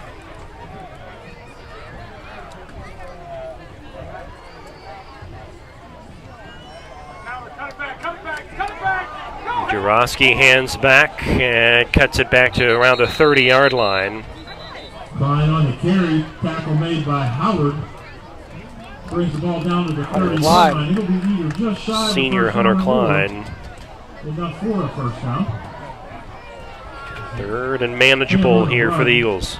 Ladies and gentlemen, the decision has been made. That is the Eagles' first down. Very close to it, and we got the signal.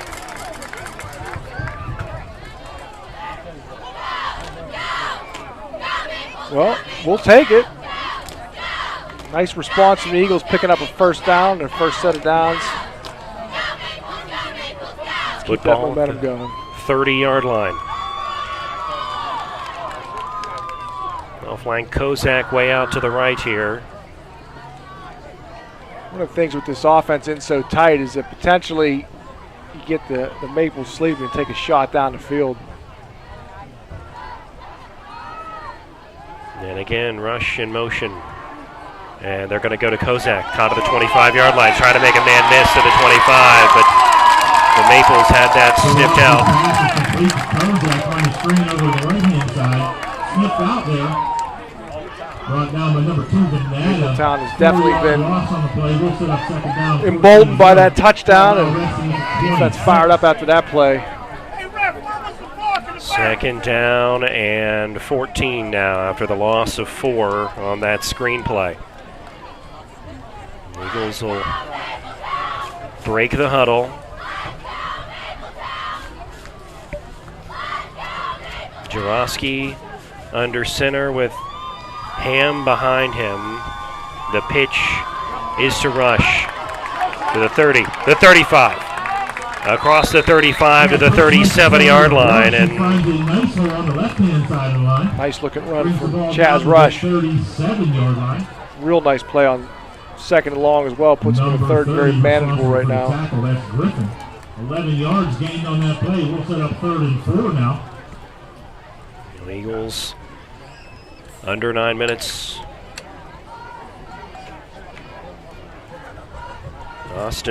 Ashton Nessel rode a late ad and bringing back out for Mapletown. 3rd and 4. And fumbled snap, and Jarosky's on it, and it's Eagles will keep it, lose a couple of yards here on that, and it's going to be 4th down. About a yard loss on the play. We'll set up 4th and 5. Eagles can't seem to get out of their own way here at the start of the second half. 35-yard line for the Eagles, and looks like they're going to trot Broden Ham out there to punt this football. It's number 30, Evan Griffin.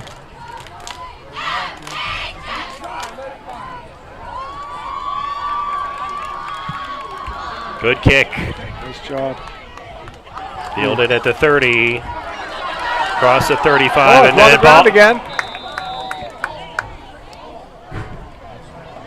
There must be some grease on that football. This has been a crazy game with all these fumbles. A lot of fumbles, and it didn't look like maybe 23 got a hand in on him for the Eagles, but Avella Eagles 6, Mapletown Maples 6. Yeah, that would have been a big momentum change. I feel like Mapletown's definitely got some momentum here. This is a time where the Eagles' defense really needs to step up again and shift that momentum back our way. Football at the 36, 37-yard line.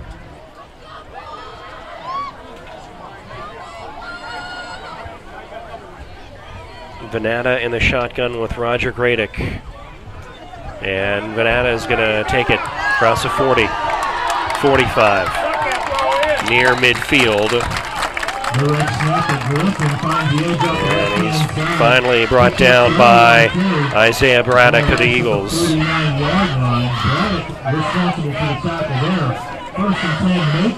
And it's 1st down and 10. Dangerous part of this game for the Eagles. This is where that short bench is going to play a role. The guys got to dig deep, and again, somebody's got to make a play.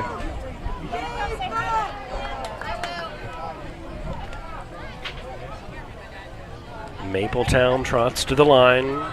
Tie ball game here with just over 7 minutes to play. Quarter number 3 is dusk set in here at Avella.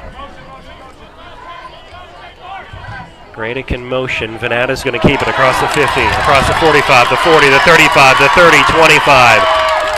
And a touchdown saving tackle.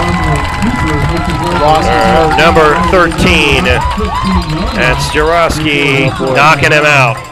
But this is not a good sign here as Jarosky grabbing his knee. And clearly in pain.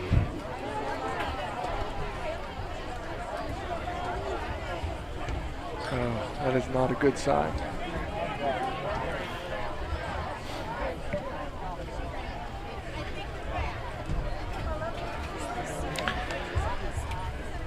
As trainers tend to him Let's take a short break and be back right after these words. Paris Contracting Company Incorporated has had a wealth of success that began in 1928 in areas ranging from road construction to coal mining to underground utilities, industrial services, and heavy construction. And in today's ever-expanding energy services industry, the company provides site development, foundations, buildings, undergrounds, process piping, installation, and construction management. The future is bright for the company under the guidance of Alex E. Paris, CEO, and Timothy A. Paris, Vice President of Operations. One constant during the operation of the Alex E. Paris Contracting Corporation has been the company's commitment to hiring a professional, dedicated workforce. With today's continually evolving construction and energy climate, the company is dedicated to providing competitive wages and benefits and on enhancing employee skills through continual training and professional development. And whether working locally, regionally, or nationally, skilled workers are needed in a variety of areas. Join us and help to continue the rich tradition associated with Alex E. Paris Contracting Incorporated.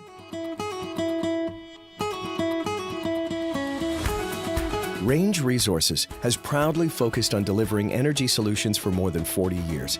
Our core values, performance, innovation, integrity, and transparency, guide us in the work we do every day as a natural gas industry leader. These values reflect how we operate as a company and are deeply rooted in our commitment to improving the communities where we work. These leading efforts have included pioneering the Marcellus Shale, now among the world's largest natural gas fields, becoming the first company to voluntarily disclose hydraulic fracturing fluids, and developing large-scale water recycling for shale development.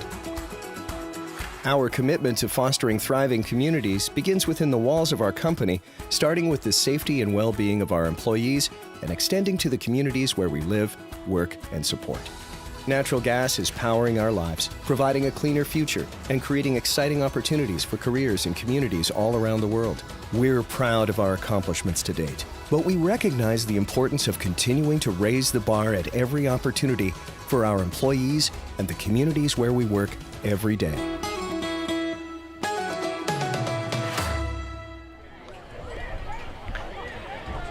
First down and 10 at the 15-yard line. Cole Jaworski shaken up on this play and taken off the field, was able to walk off under his own accord here. And the Eagles going to try to, again, stiffen here and then goal line drive for Mapletown.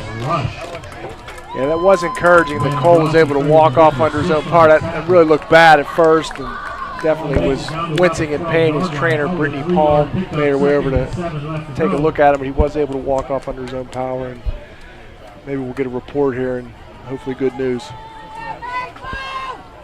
Second down and 8 at the 13-yard line after Chaz Rush making the tackle there on Griffin.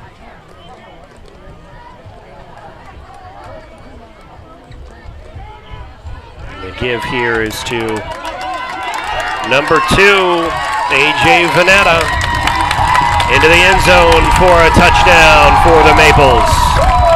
A.J. Vanetta, 13-yard touchdown run. 6:05 left to play in the third quarter. Ladies and gentlemen, our scoreboard now reads the Mapletown Maples 12. Our Eagles 6.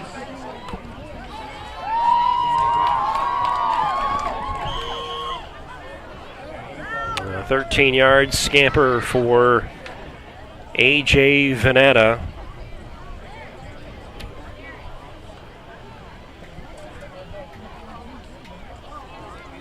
Picking up where Landon Stevenson left off last year for Mapletown. Mapletown lines up for the 2-point conversion. And a 2-point conversion here play coming up for the Maples. Vanetta rolling. Throwing in the end zone. It's up and it is caught.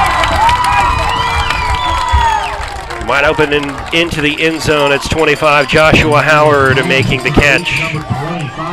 Another Eagles player down. Howard for the 2-point conversion with an injury on the field. This one looks maybe like it's cramps. It's really hard to tell. But looks like they're stretching.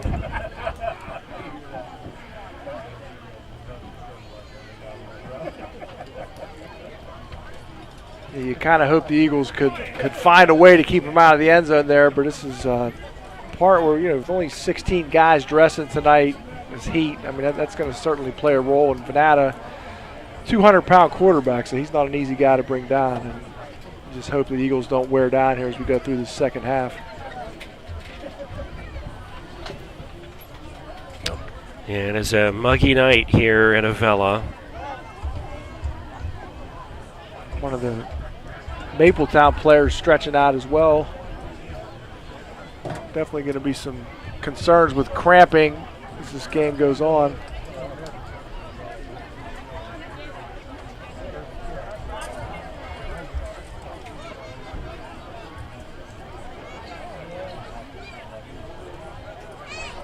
Kale. He's one of us, delivering for our district and standing for Western Pennsylvania values. Josh Kale, fighting for jobs and growth without tax hikes, while holding the line on spending. Josh Kale, getting the job done.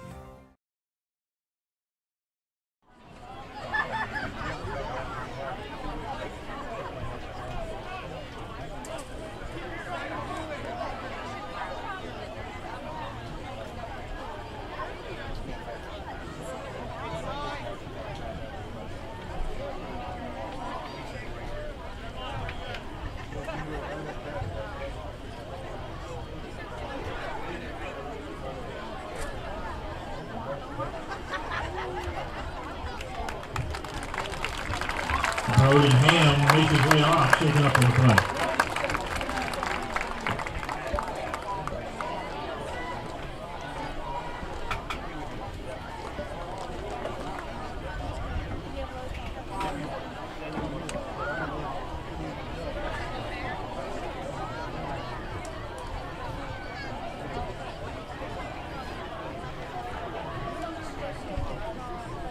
Setting the kickoff is number 80, Jeremiah Mick.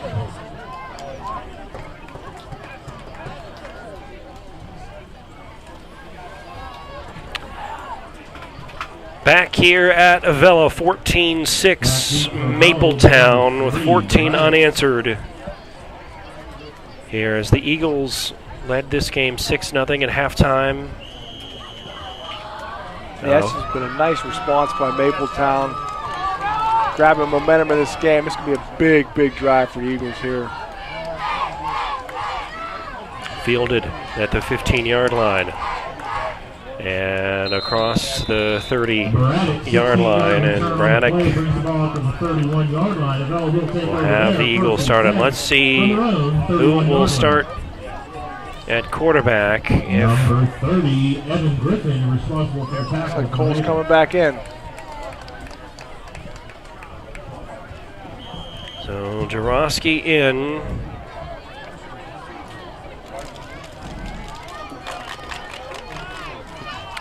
And just glad that injury was not serious. Yeah, it did not look good, but Cole seems to be no worse for the wear. There's a pitch in the backfield across the 33-yard line, and that's Isaiah Braddock. Probably too many men on the field for Mapletown. I saw a Mapletown player trying to get off the field. It was thrown by the back judge, so that'd be my guess. Calling the field is a substitution infraction against the Maples. Too many men on the field. And you are correct. Ryan Cicchini will take the penalty. 5 yards. Make it a 1st and 5 coming up. That referee is probably excited to finally get some action back. There hasn't been too much downfield passing tonight. He was on that. After the play, after the penalty, 5 yards assessed. It is 1st and 5 now. Eagles at the 35-yard line.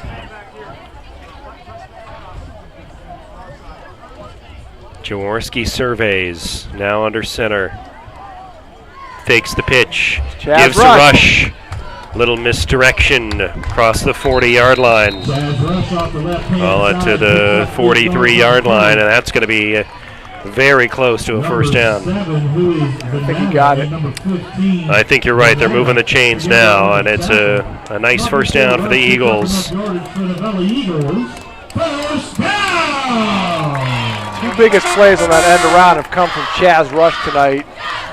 He's got some jets, so that's an encouraging sign for the freshman. Ball now resting at the Avella 43-yard line. First and 10 Eagles. 5 minutes, 13 seconds left in the third quarter. The Eagles not going quietly in this game. This is a big drive as mentioned, and get some points on the board here. We're right back in this. First down, 43-yard line.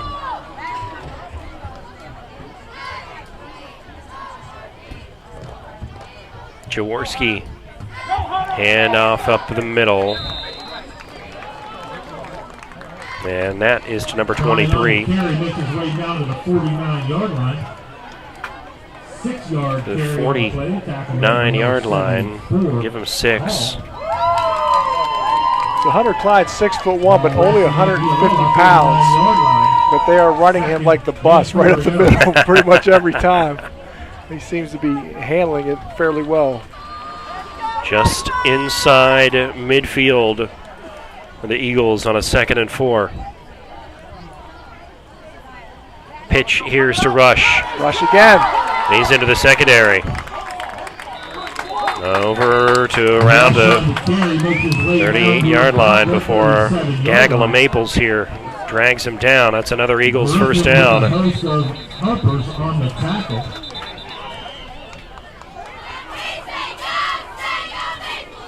Another nice looking run from Rush.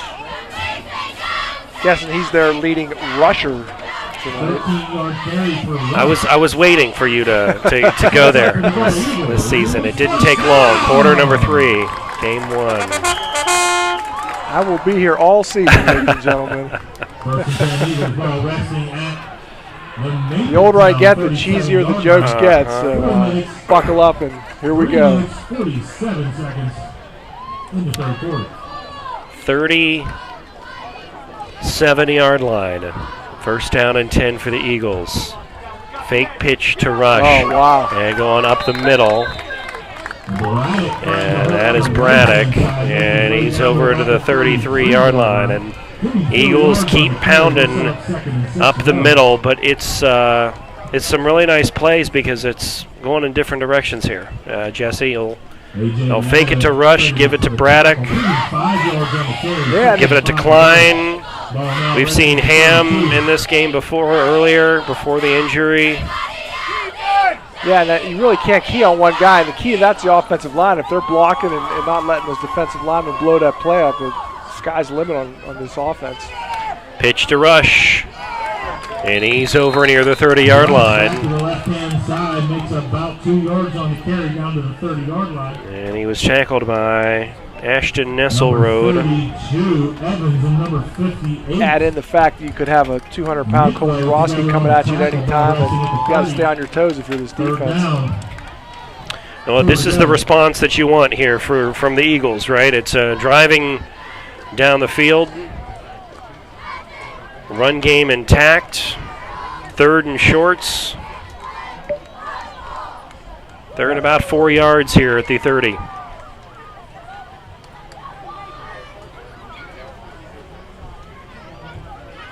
And this one to Klein. Sniffed out. That was tackled by number 74, Isaac Hall. And it's 4th down and 3 here from the 30. I've been pleasantly surprised by this running game. I thought the Eagles would throw more than they have, but the running game has really carried them. And big 4th down here. Let's see if they try to open it up in the passing game here on 4th down and about 3.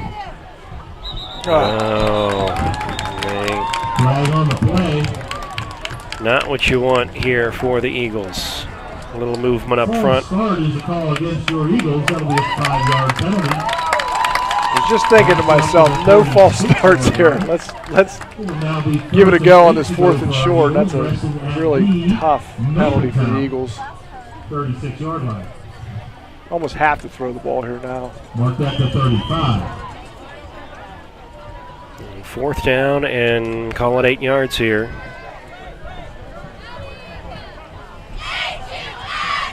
Eagles going to huddle up one more time. Jaworski going to take a timeout. Big 4th down will take a timeout with them. 1 minute 12 left, 3rd quarter. 3rd down coming up for Avella as they trail 14-6 to Mapletown. We'll be right back.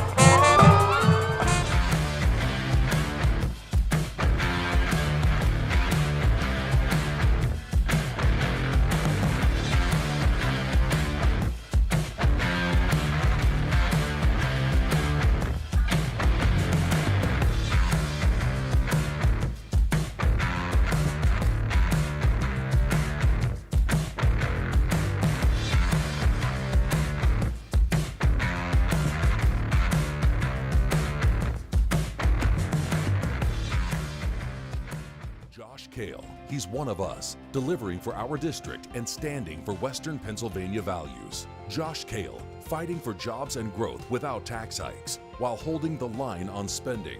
Josh Kale, getting the job done.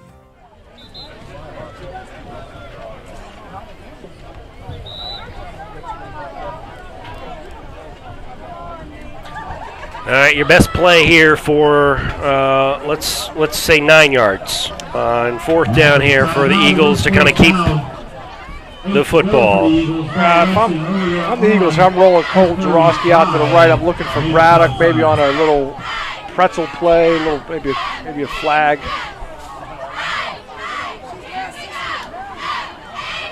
And here we go. He's got a runner. A little too far. He was trying to find Braddock. Kozak was back there too, but just a little bit too much. And Mapletown will take over. But there is a flag on the field. And let's see, this is going to be on the Eagles, a holding call. It'll be declined, of course, and Mapletown will take over. That looked like a little bit of a miscommunication on that play. I know they had the timeout, but it's one of those things. You're just trying to find a seam there on the defense, and Jaworski kind of threw that a little too far. And those are things they'll iron out as the season goes on. But they haven't thrown the ball a lot tonight either, so they're really not in a real big rhythm. So that's one of the downsides of trying to move the ball down the field, just strictly running the ball. Yeah, they had a defender was on Jaworski's heels too on that one. That 4th down play. Here's Venata, straight snap to him to the 40, across the 40 to the 42. Venata calls his own number up on the right-hand side there. Chaz Rush responsible. Call it 6. Gain of about 7 on the play. We'll set up. Yeah, going to be 2nd down and 3 coming up. I think the big difference in this half for the Eagles is there's just not the defensive line penetration that we saw in the first half. I mean, Venata's getting hit 3, 4, 5 yards downfield. And, that's tough when you're 200-pound quarterback trying to bring him down, and hopefully the D-line can get a second wind and get some more penetration. 2nd down here, handoff coming towards us. Can he stay in bounds? And he finally knocked out of bounds by Cody Day. But that is big number 32, Brock Evans. Pushed out of bounds by Cody Day. Brock Evans, a junior for the Maples. Of course, his brother Brody Evans was the quarterback last year. And Brock's a nice-looking player in his own right. Put the football here. The Eagles' 37-yard line, and the Maples looking for more here in quarter number 3.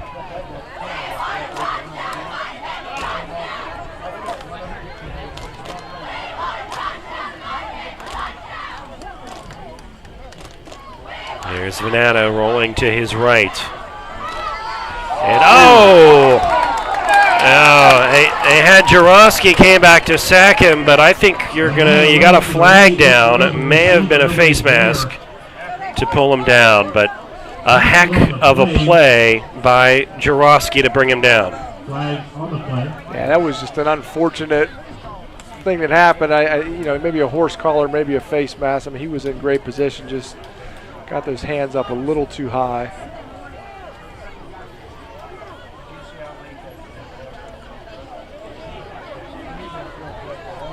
There's a personal foul, face mask on Jaworski, so I'll tack on 15 yards. Jaworski shaken up again. Got to think he's just going on adrenaline at this point. I mean, he's definitely been down a few times and starting to catch up to him.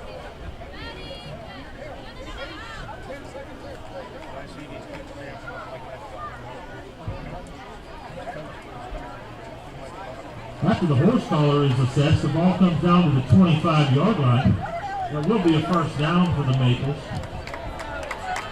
12 seconds left to play in the third quarter.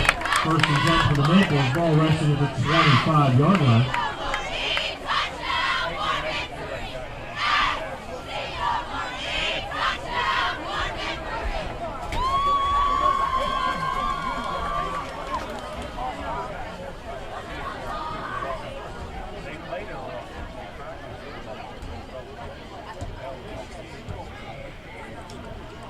.25-yard line is where Mapletown will line up.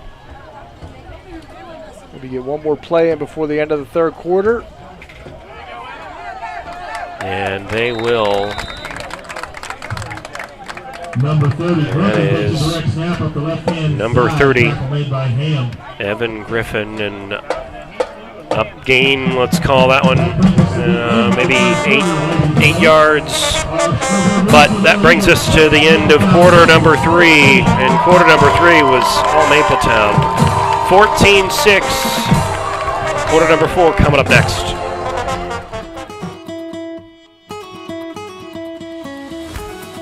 Range Resources has proudly focused on delivering energy solutions for more than 40 years. Our core values, performance, innovation, integrity, and transparency, guide us in the work we do every day as a natural gas industry leader. These values reflect how we operate as a company and are deeply rooted in our commitment to improving the communities where we work. These leading efforts have included pioneering the Marcellus Shale, now among the world's largest natural gas fields, becoming the first company to voluntarily disclose hydraulic fracturing fluids, and developing large-scale water recycling for shale development. Our commitment to fostering thriving communities begins within the walls of our company, starting with the safety and well-being of our employees and extending to the communities where we live, work, and support. Natural gas is powering our lives, providing a cleaner future, and creating exciting opportunities for careers and communities all around the world. We're proud of our accomplishments to date, but we recognize the importance of continuing to raise the bar at every opportunity for our employees and the communities where we work every day. Josh Kale, taking our voice and our values to the State House. Josh Kale delivers for us.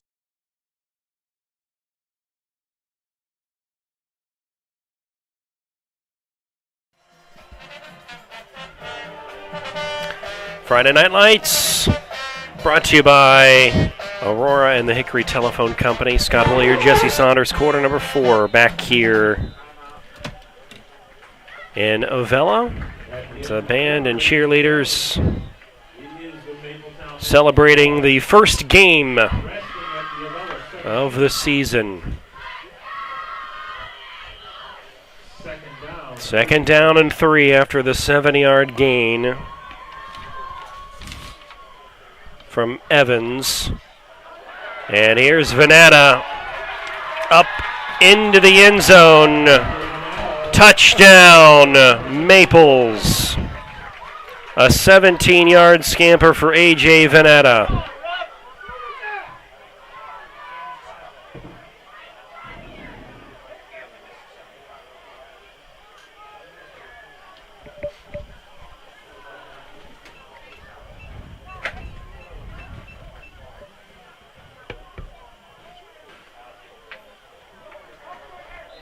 And an extra point coming up here for Mapletown.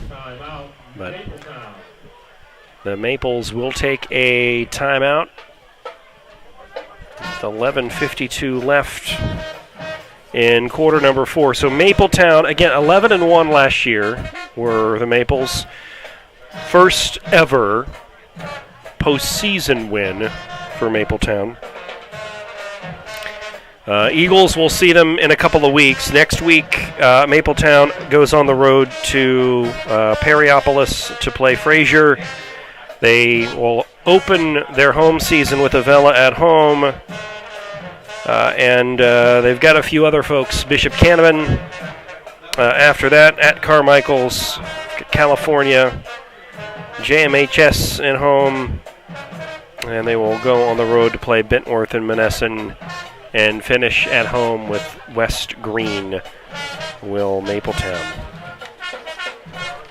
For your Avella Eagles, in terms of schedules, next week a home game against Bentworth right here will be on the air right before 7 o'clock, right before kickoff, and then week number 3 it'll travel to Mapletown. And then away game at Cornell, home game against Seton LaSalle, home game against Bishop Canavan, Fort Cherry at home, CHHS, that's Chartiers Houston at home. Extra point coming up. And they'll go for 2. Razzle-dazzle there. Razzle-dazzle indeed.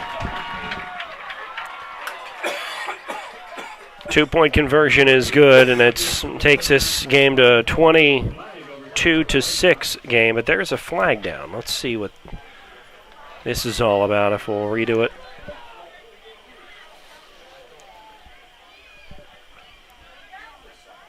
An extra point is good. So to finish out the schedule here for the Eagles, they've got several home games in a row. After they go on the road to Seton LaSalle, Bishop Canavan at home, Fort Cherry at home, Chartiers Houston at home, Our Lady of the Sacred Heart at home, and then they will go on the road to Burgettstown on the 20th of October, and they will finish again at home with Chartiers Houston.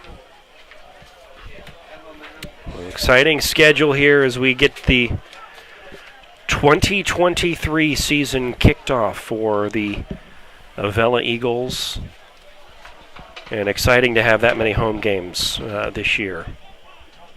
Yeah, this is the first time I can remember having 6 home games. So it's definitely a pretty full slate.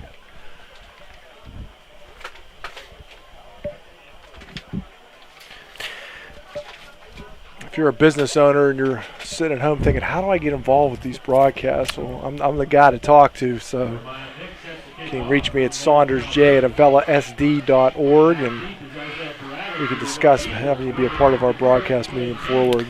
Would love to have you as part of it, and again, thank you to all the sponsors that help to make this broadcast special, and all those sponsors that are helping out the Avella Eagles athletics program. I sincerely appreciate it.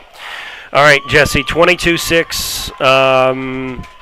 Your Eagles here, we got an opportunity to get this one in the end zone. Let's get the return to the 15-yard line, across the 20, the 25, the 30, the 35, and finally brought down as Braddock.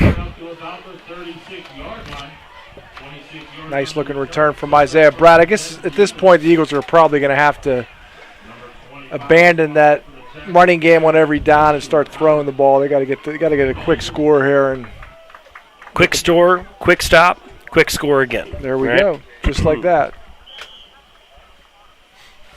Yeah, this is where Jaroski's really going to show what he's all about, and definitely has the ability to throw that ball down the field and see what the Eagles can come up with here on offense.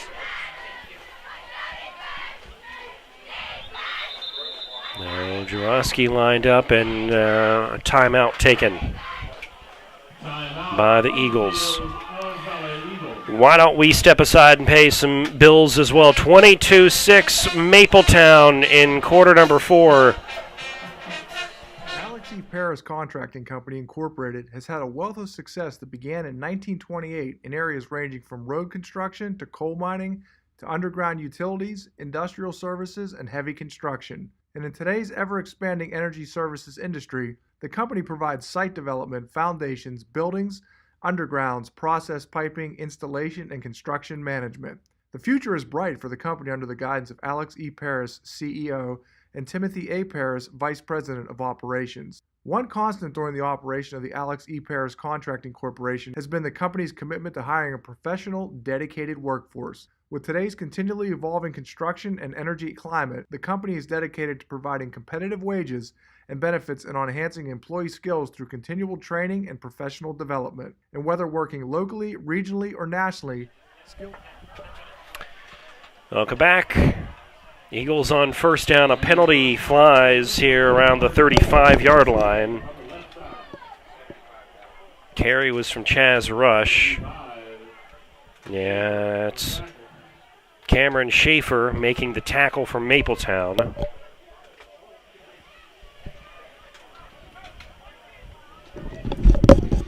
And a false start or a motion penalty here on the Eagles. Oh.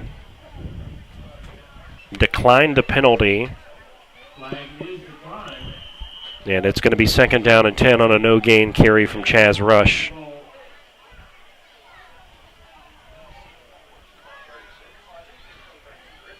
This might be a nice time for a play-action pass. You've got Mapletown just up very tight here toward the line of scrimmage. Might be a time to take a shot down the field.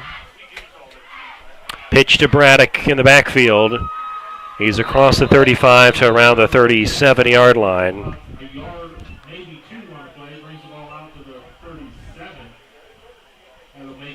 Venata in on the tackle. Evan Griffin in on the tackle for Mapletown as well. And it's third and about 8.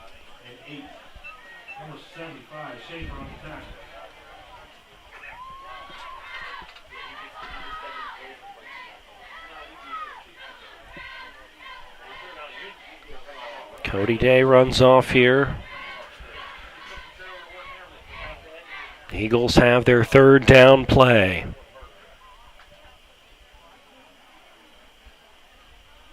Borowski under center. And dropped the ball. And it is recovered by Mapletown. Wow. Number 7, John Venata with the recovery.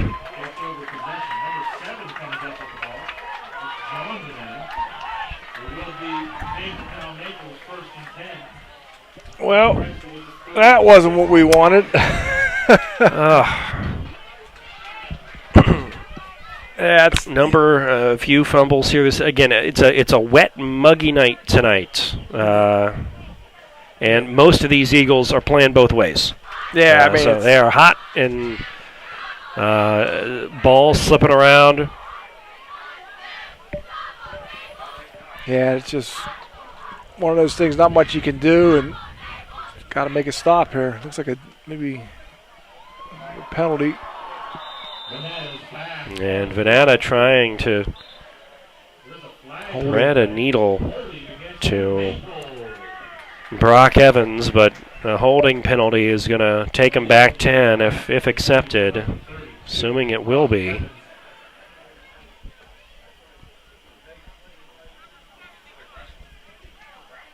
I was looking forward to seeing what the Eagles had drawn up on that 3rd and 8 play, and fumble just kind of took the wind out of their sails.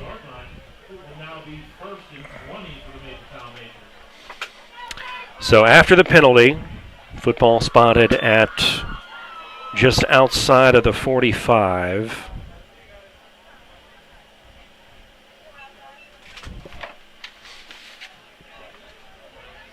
Eagles have to get a stop here. Keep this one interesting. Definitely seen a defense that's capable of doing it. Again, we just need somebody to make a big play. Hand off into the backfield. Oh, it's on the ground. There it is. It is on the ground. We got it. The Eagles have a recovery. That's Roger Gradick losing the football. And the Eagles will flip the card here. So 10 minutes, 8 seconds. Still plenty of time to get down there, put a score in, make a stop. That's a massive play by Brodenham. I'm pretty sure it was him that made the hit and recovered the fumble, if I'm not mistaken, and just a huge play late in this game for the Eagles. The Eagles will have it at their own 45-yard line, so decent field position.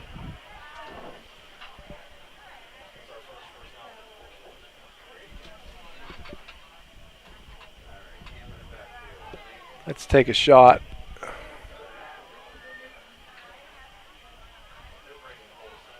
Dorosky. There it is. Gonna throw. Ooh, just off the fingertips. Nate Rankin? He was looking for Rankin. Rankin may have jumped just a little early there. That was play. It was kind of designed to have him run under that throw and be a little overzealous trying to jump, but again, he hasn't seen many targets tonight, so a good effort, just couldn't come down with it. 2nd down and 10. Kozak out here to the left. Dorosky under center. He is going to pitch. That is caught by Chaz Rush to the backfield at 45-yard line, brought down around the 44. Evans and Graddick making the stop. It's going to be 3rd and long here for the Eagles.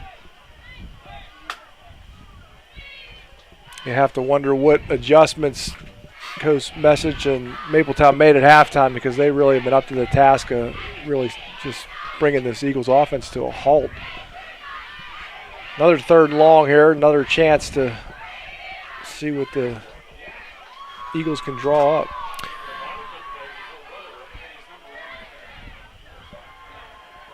The 44-yard line. Jarosky rolls to his right. He's going to put it up. Oh, he's got Rush. He's got Rush, who has got the catch. Still fighting for more down to the 15-yard line. Yes, sir. Chaz Rush. He was wide open. Big, big play for the Eagles. Venata and Evans bringing him down. But how about that? So don't count him out here. 41-yard pass and catch. Jarosky to Rush. Ladies and gentlemen, that giant play brings up the Avella Eagles. The Eagles keeping the pressure on here. Plenty of time left in this game. 15-yard line. Another fumble. And recovered. Oh, my goodness. Yep. Recovered by number 58. That is Brandon Nicklow for Mapletown. So a fumble recovery and a dagger in the heart of the Eagles here. Yeah, that was not a play they could afford this late in the game. I just have a feeling that there's going to be a lot of center quarterback exchanges going on in practice this week. And those are under center snaps that have been fumbled too, so it's not even shotgun, so there's definitely a disconnect there.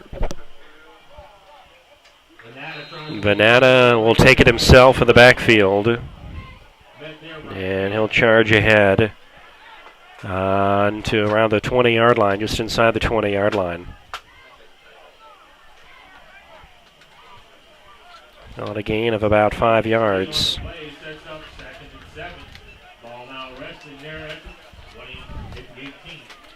Eddie Craig has been pretty active there from that defensive tackle position. Called his number several times this evening.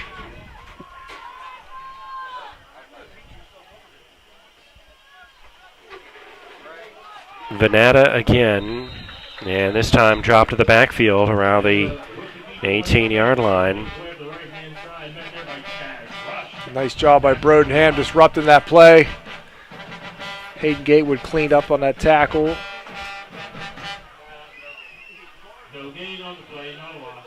Inside the 20-yard line, call it the 18, 3rd and 7. Eagles trying to get this football back. Trailing 22-6, 22 unanswered from Mapletown today, all in quarter number 3.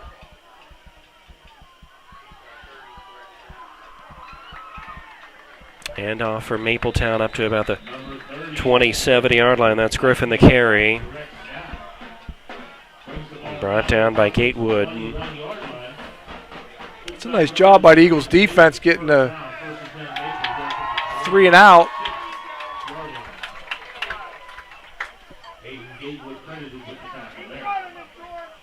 Oh, they got a first down on that. Yes, Oh, up to the 20. I didn't think I was even 26-yard close. But I do have old eyes now, as we discussed. Our next prescriptions here are white canes or dogs, Jesse. I think it's the quarterback keeper. Vanana's got it, and he's ball's on the ground, and let's see. It looks.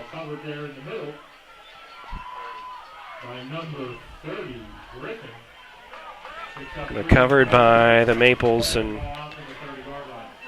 Evan Griffith, that was senior. the fumble we needed. Just couldn't quite come up with the recovery. So 2nd down and 7 football at the 30-yard line. And this first game, you just wonder, kids got to be gassed. Yeah, I mean, the Eagles, to their credit, I mean, they could have just laid down and died in this game. I mean, after 3 unanswered scores, and they put together a nice long pass, and just not quite on the same page with that center quarterback exchange. But overall, I mean, I think it's still been a good start for the Eagles, and a lot to build on. Yeah, exactly. A lot of bright moments, and I think that Coach Ryan Cicchini will emphasize those bright moments in the first quarter, where some nice defensive stances. Handoff, direct snap. Finally down around and a penalty flag comes in here at the 40-yard line.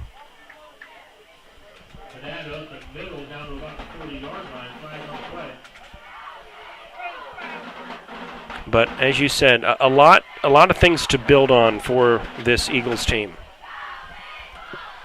Yeah, just a few things to clean up. I mean, really, they had a few turnovers, but just the fumbles in general were costly, even when they recovered them. I mean, just momentum killers, and that's something they can very easily clean up. And they've shown the ability to run the ball, which has been good, and they do have that big play capability. So it's just a few things to clean up, and we'll get back at it and see what happens.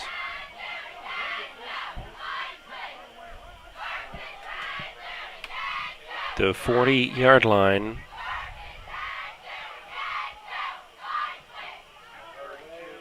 And this is a handoff up the middle, and little delay. Went over to number 32, Brock Evans, who scampers all the way to the Eagles' 33-yard line. Nate Rankin, the secondary, making that tackle. Man, that may have been the final dagger for the Eagles.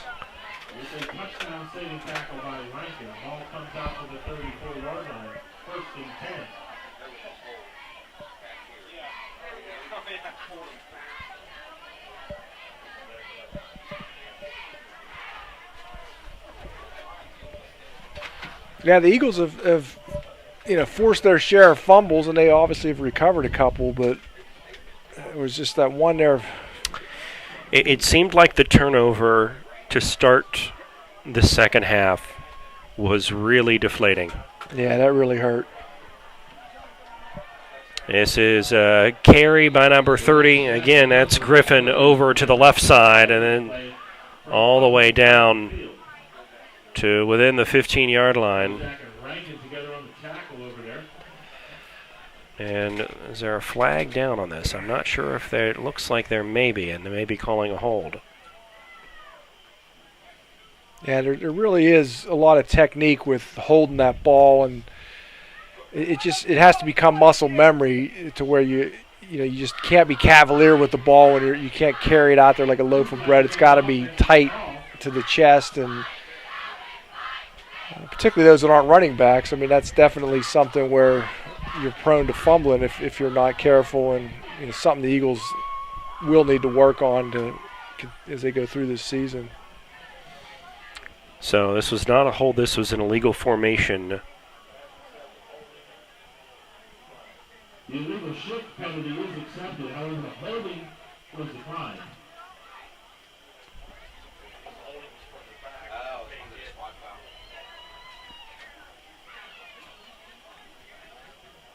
After the illegal shift penalty is assessed, it remains first down, 15 to go.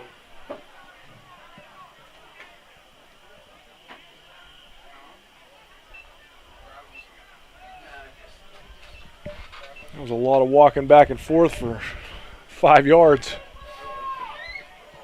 33-yard line, or 37-yard line, rather. Here's Venata. Good pressure from Gatewood. He's being chased by Gatewood, who gets a good hit in, brings him down around the 35-yard line. The receiver can't find anybody. Hayden Gatewood tracks him down for the sack. Holden Fisher, I'm sorry, that was Ben Madosky also applying some pressure, number 55. First sack of the season went to Madosky earlier in this one.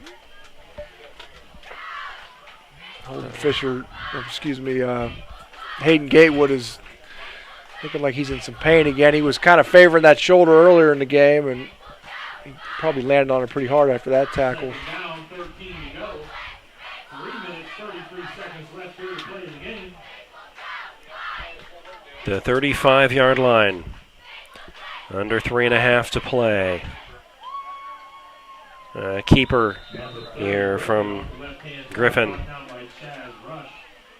And Chaz Rush, the freshman, brings him down within 4 yards of the carry here. So third down. Inside, just outside the 30-yard line for Mapletown.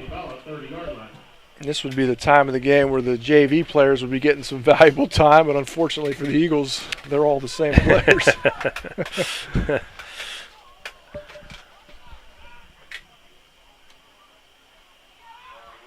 Here's Venata to throw. Caught at the 25-yard line. Venata's pass is caught by number 32, Brock Evans. That's Brock Evans. Chased out of bounds by Isaiah Braddock. So again, Eagles' schedule here coming up. Home next week against Bentworth. Mapletown will go to Perryopolis, and they'll get Fraser next week.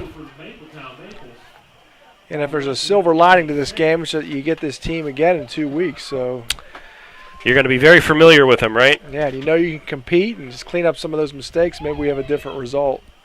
4th and 4. Let's see about a big stop here. Venata. Good pressure. He's going to throw it up. Oh, wide open, indeed. And the 5 and into the end zone for a touchdown. And that touchdown caught by number 8, Roger Gradick.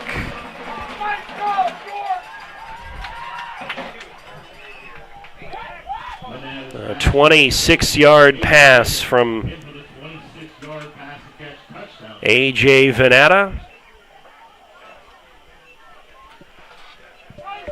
And as you said, I think they will look at this second half, but I think that the lotting for this team is going to be looked at in half number 1. A tale of two halves here for the Eagles. 6-0 lead at halftime, and 28 unanswered at this point for Mapletown. Snap is high, the kick is up, and the kick is good. 29 unanswered. Yeah, that's one of the things we talked about earlier in the game was a concern was that with only 16 players dressing, are they going to wear it down? And I think we saw that definitely occurred. But it's not going to be 85 and humid the whole season. So I mean, this is a team that has some promise, and a nice comeback for Mapletown. You got to give them credit, a well-coached team. Indeed. We were wondering if they could throw the ball. And that little pass there from Venato was a pretty nice looking pass. And this is a team that has some weapons and a team that's looking to potentially do some damage again this year. A team that has some weapons, but also a team that is, I think you mentioned it earlier, missing its star quarterback from last year, a running back that was all whippeal, if I'm not mistaken, in terms of yards. So they've got some holes too. And I'll tell you, when we looked at this first half, you could see some weakness, and it could be that Mapletown just came out a little bit flat here to start the season. But a couple of goal line stances, a couple of turnovers from Avella. So a lot of good things happening for the Eagles in the first half. And again, took a 6-0 lead into the half. And then they open quarter number 3 with a turnover, which was returned for a touchdown. And then it's just been all Mapletown since then. Yeah, it's really Mapletown has put on a show ever since that return, and it's hard to know what would have happened if that doesn't occur. But the Eagles, they still did some good things in the second half. They just couldn't quite get the offense going.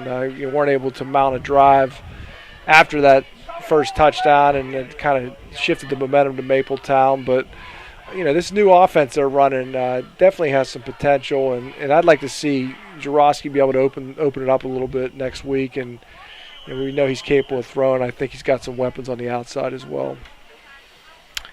Jeremiah Mick to kick this one away. The final 2.5 here of quarter number 4, a tapper. And Eagles are going to fall on it, and they will have it. That was Madosky falling on it for Avella.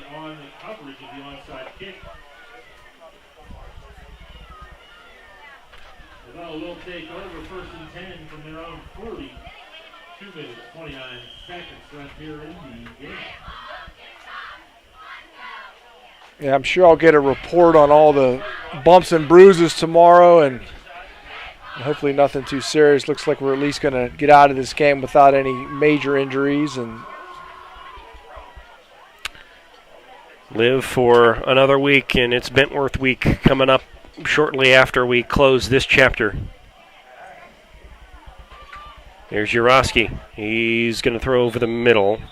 Intended target was Brodenham.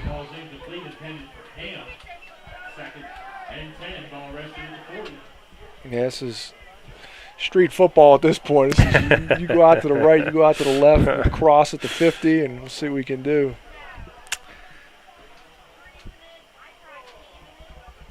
Yeah, building week here for the Eagles. Again, a lot of good works happening in the first half, and then the kind of wheels came off here towards quarter number 3 and quarter number 4. Here's Jaworski again. Step up, airing it out. Nice looking pass. Looked like he had caught it, but I think he just did drop it there at the end. So trying to thread the needle there to Rankin. And it's going to be 3rd and 10 coming up. Yeah, it was a nice looking pattern, nice looking pass, and Rankin just could not haul it in.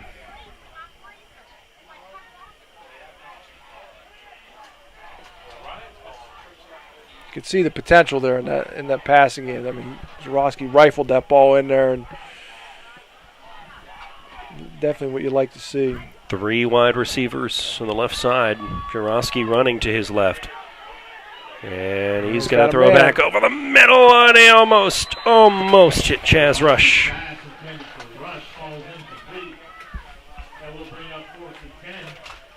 Isaiah Braddock was down there too, but 4th down and 10 here for the Eagles at their own 40-yard line. And perhaps the last offensive shot of this one.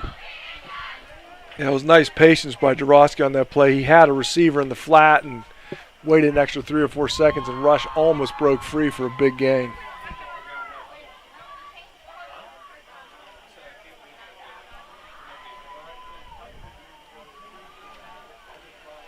4th down here at the 40 for all the marbles, as they say. Again, 3 wide receivers on the left side. Got some time. Jaworski, pump fake. He's going to throw intended for Ronnie Kozak. And incomplete, and the Eagles will turn it over on downs here with 2 minutes and 9 seconds left in this one. Josh Kale, he's one of us, delivering for our district and standing for Western Pennsylvania values. Josh Kale, fighting for jobs and growth without tax hikes, while holding the line on spending. Josh Kale, getting the job done.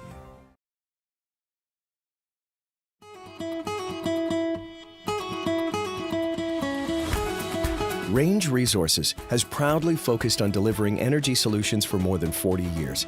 Our core values, performance, innovation, integrity, and transparency, guide us in the work we do every day as a natural gas industry leader. These values reflect how we operate as a company and are deeply rooted in our commitment to improving the communities where we work.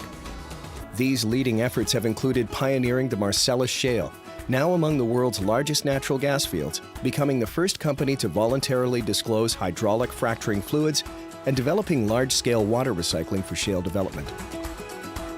Our commitment to fostering thriving communities begins within the walls of our company, starting with the safety and well-being of our employees and extending to the communities where we live, work, and support. Natural gas is powering our lives, providing a cleaner future, and creating exciting opportunities for careers in communities all around the world. We're proud of our accomplishments to date, but we recognize the importance of continuing to raise the bar at every opportunity for our employees and the communities where we work every day.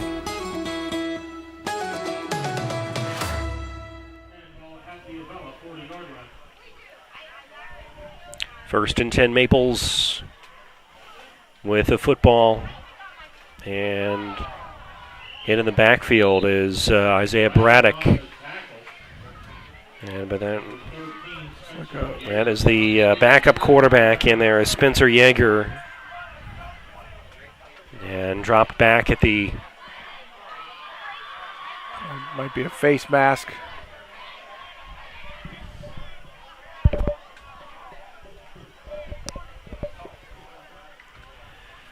This is one of those nights, if you're an Avella Eagles football player, you're going to want to go home and drink a lot of water, a lot of Gatorade. That's right. It has a cramp, waking up in the middle of the night with a cramp written all over it. Exactly. I don't know if they picked do they pick the flag up? Yeah, it looked like it had a little discussion. Yeah, there was not called a horse collar, at least I don't think.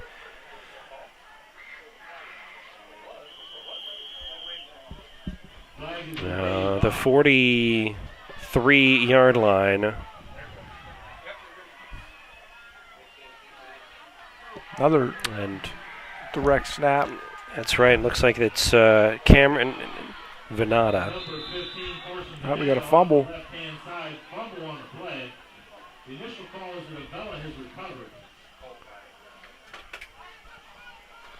And the Eagles have recovered the football.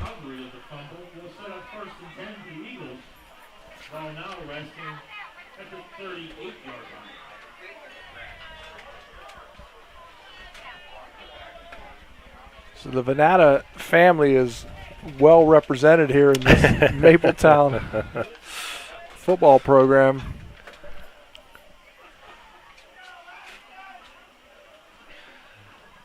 Here come the Eagles. Last 97 of this one. 38-yard line is where the Eagles will line up. It looks as though they're going to put 3 wide receivers on the left side.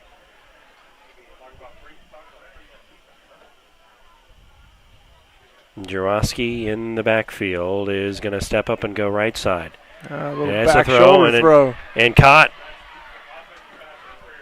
As that Braddock, and the flag comes in around the 33-yard line. Let's see what we have here in terms of a call. Defensive pass interference looks like. Now Braddock calls it in.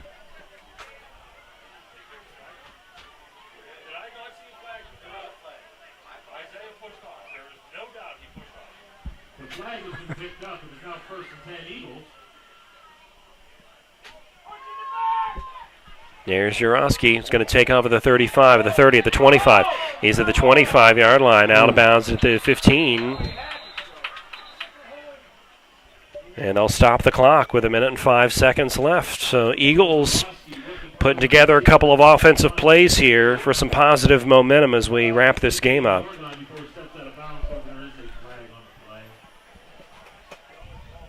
Of course, total points. I didn't see the laundry, but you're right. Looks like a... Yeah, I think it was a hold. Somebody on the outside, I think I called for holding as that run developed. After the penalty is assessed, 10-yard penalty on the hold spot foul. Yeah, holding penalty to the 30, so we'll start it again to the 35. It's going to be a first down at about 12.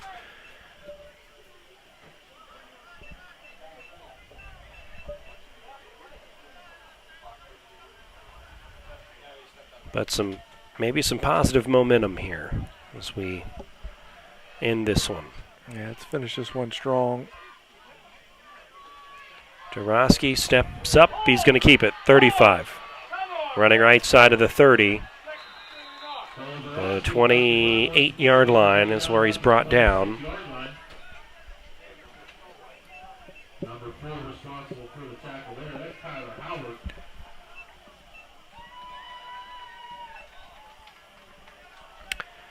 Second down at about 3 for the Eagles. Some Mapletown fans directly below us who believe there's a hold on every play. So this one, a nice catch to Braddock. Down over the inside the 15-yard line. Let's see what this flag is for.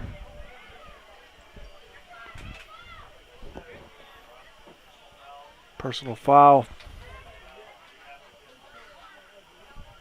Personal foul is the call against the Mapletown Maples after this is the goal to be the call.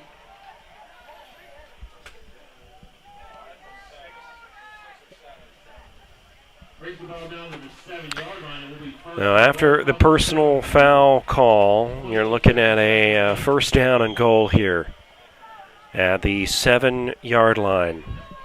Let's punch one in here. Finish strong. 28 seconds left. Jurowski throws, end zone incomplete.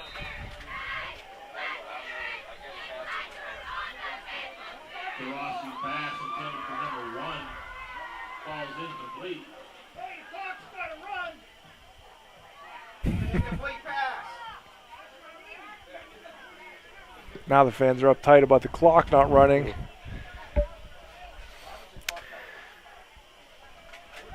They'll let you know about it, right?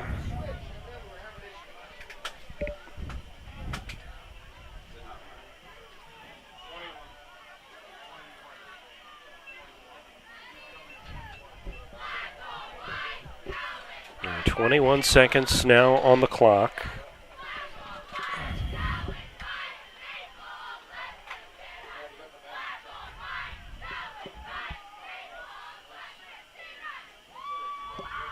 Here's Jurowski. Rolling right side. He's going to take it himself. He's going to take it himself into the end zone.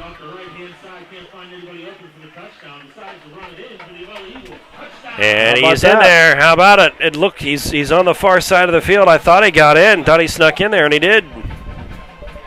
7-yard Jurowski scamper.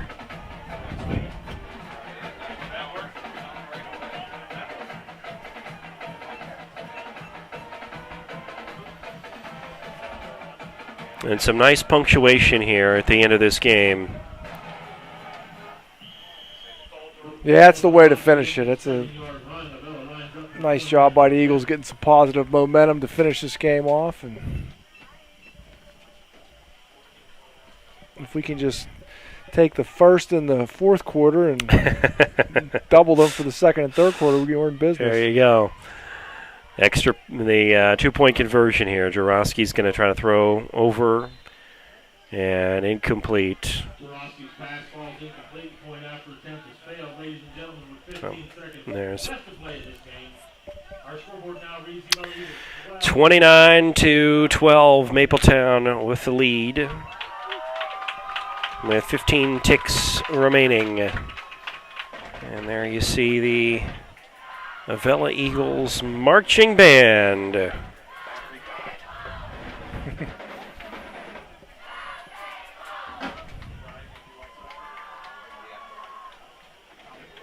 Congratulations to all those folks. In the marching band, 2 weeks of band camp in early August. 1 week is a 8 to 4 schedule, 8 to 4:30. Next week's an 8 to 8 schedule. It's so a lot of hard work and energy have gone into playing for you all out here, and we hope you can come out and see them. Yeah, and it's an impressive band. I mean, this is a school with about 250 kids, and a band that you can see there are probably almost 40, 50 kids, and a lot of participation, and band director Nick Deutsch does a real nice job with them. Well, Eagles get on the board here at mop-up time. It's 29-12 Maples. Before this, it was 29 unanswered, but the Eagles. You got 12 guys, George! 12 guys!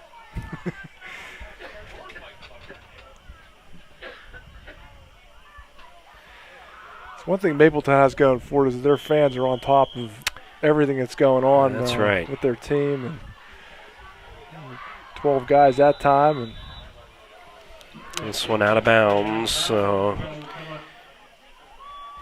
Maples will have good starting field position here. But you got 15 seconds, and let's see what the last, perhaps, play of the game is going to be here for Mapletown.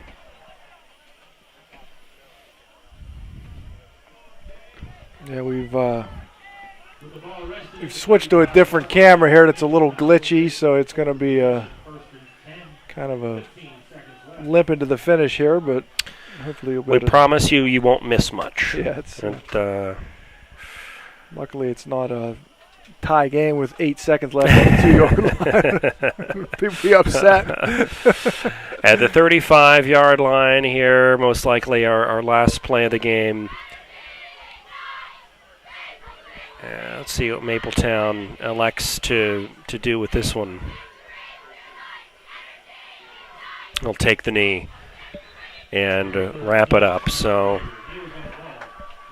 that is going to be the final play of the game. Again, Avella has Bentworth here next week. Mapletown's going to go to Perryopolis and get Fraser next week. And then in week 3, these guys meet again in Mapletown as Mapletown opens its season with Avella at home.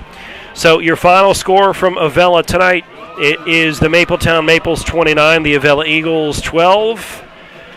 Jesse, any final words before we wrap this one up?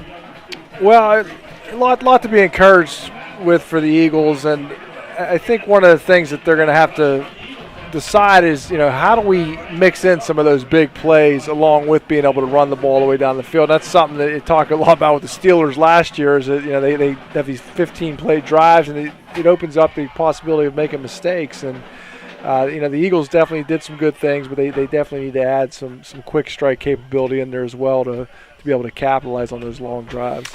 As I say, an impressive first half for the Eagles, and a lot of positivity and some good things to take away there. And then third quarter was not the Eagles' friend. And again, 29-12 your final. Mapletown with a win. Billboard material here for 2 weeks when they play each other here at Mapletown's place. So that'll do it. Scott Willier, Jesse Saunders, good night from Avella. We'll see you next week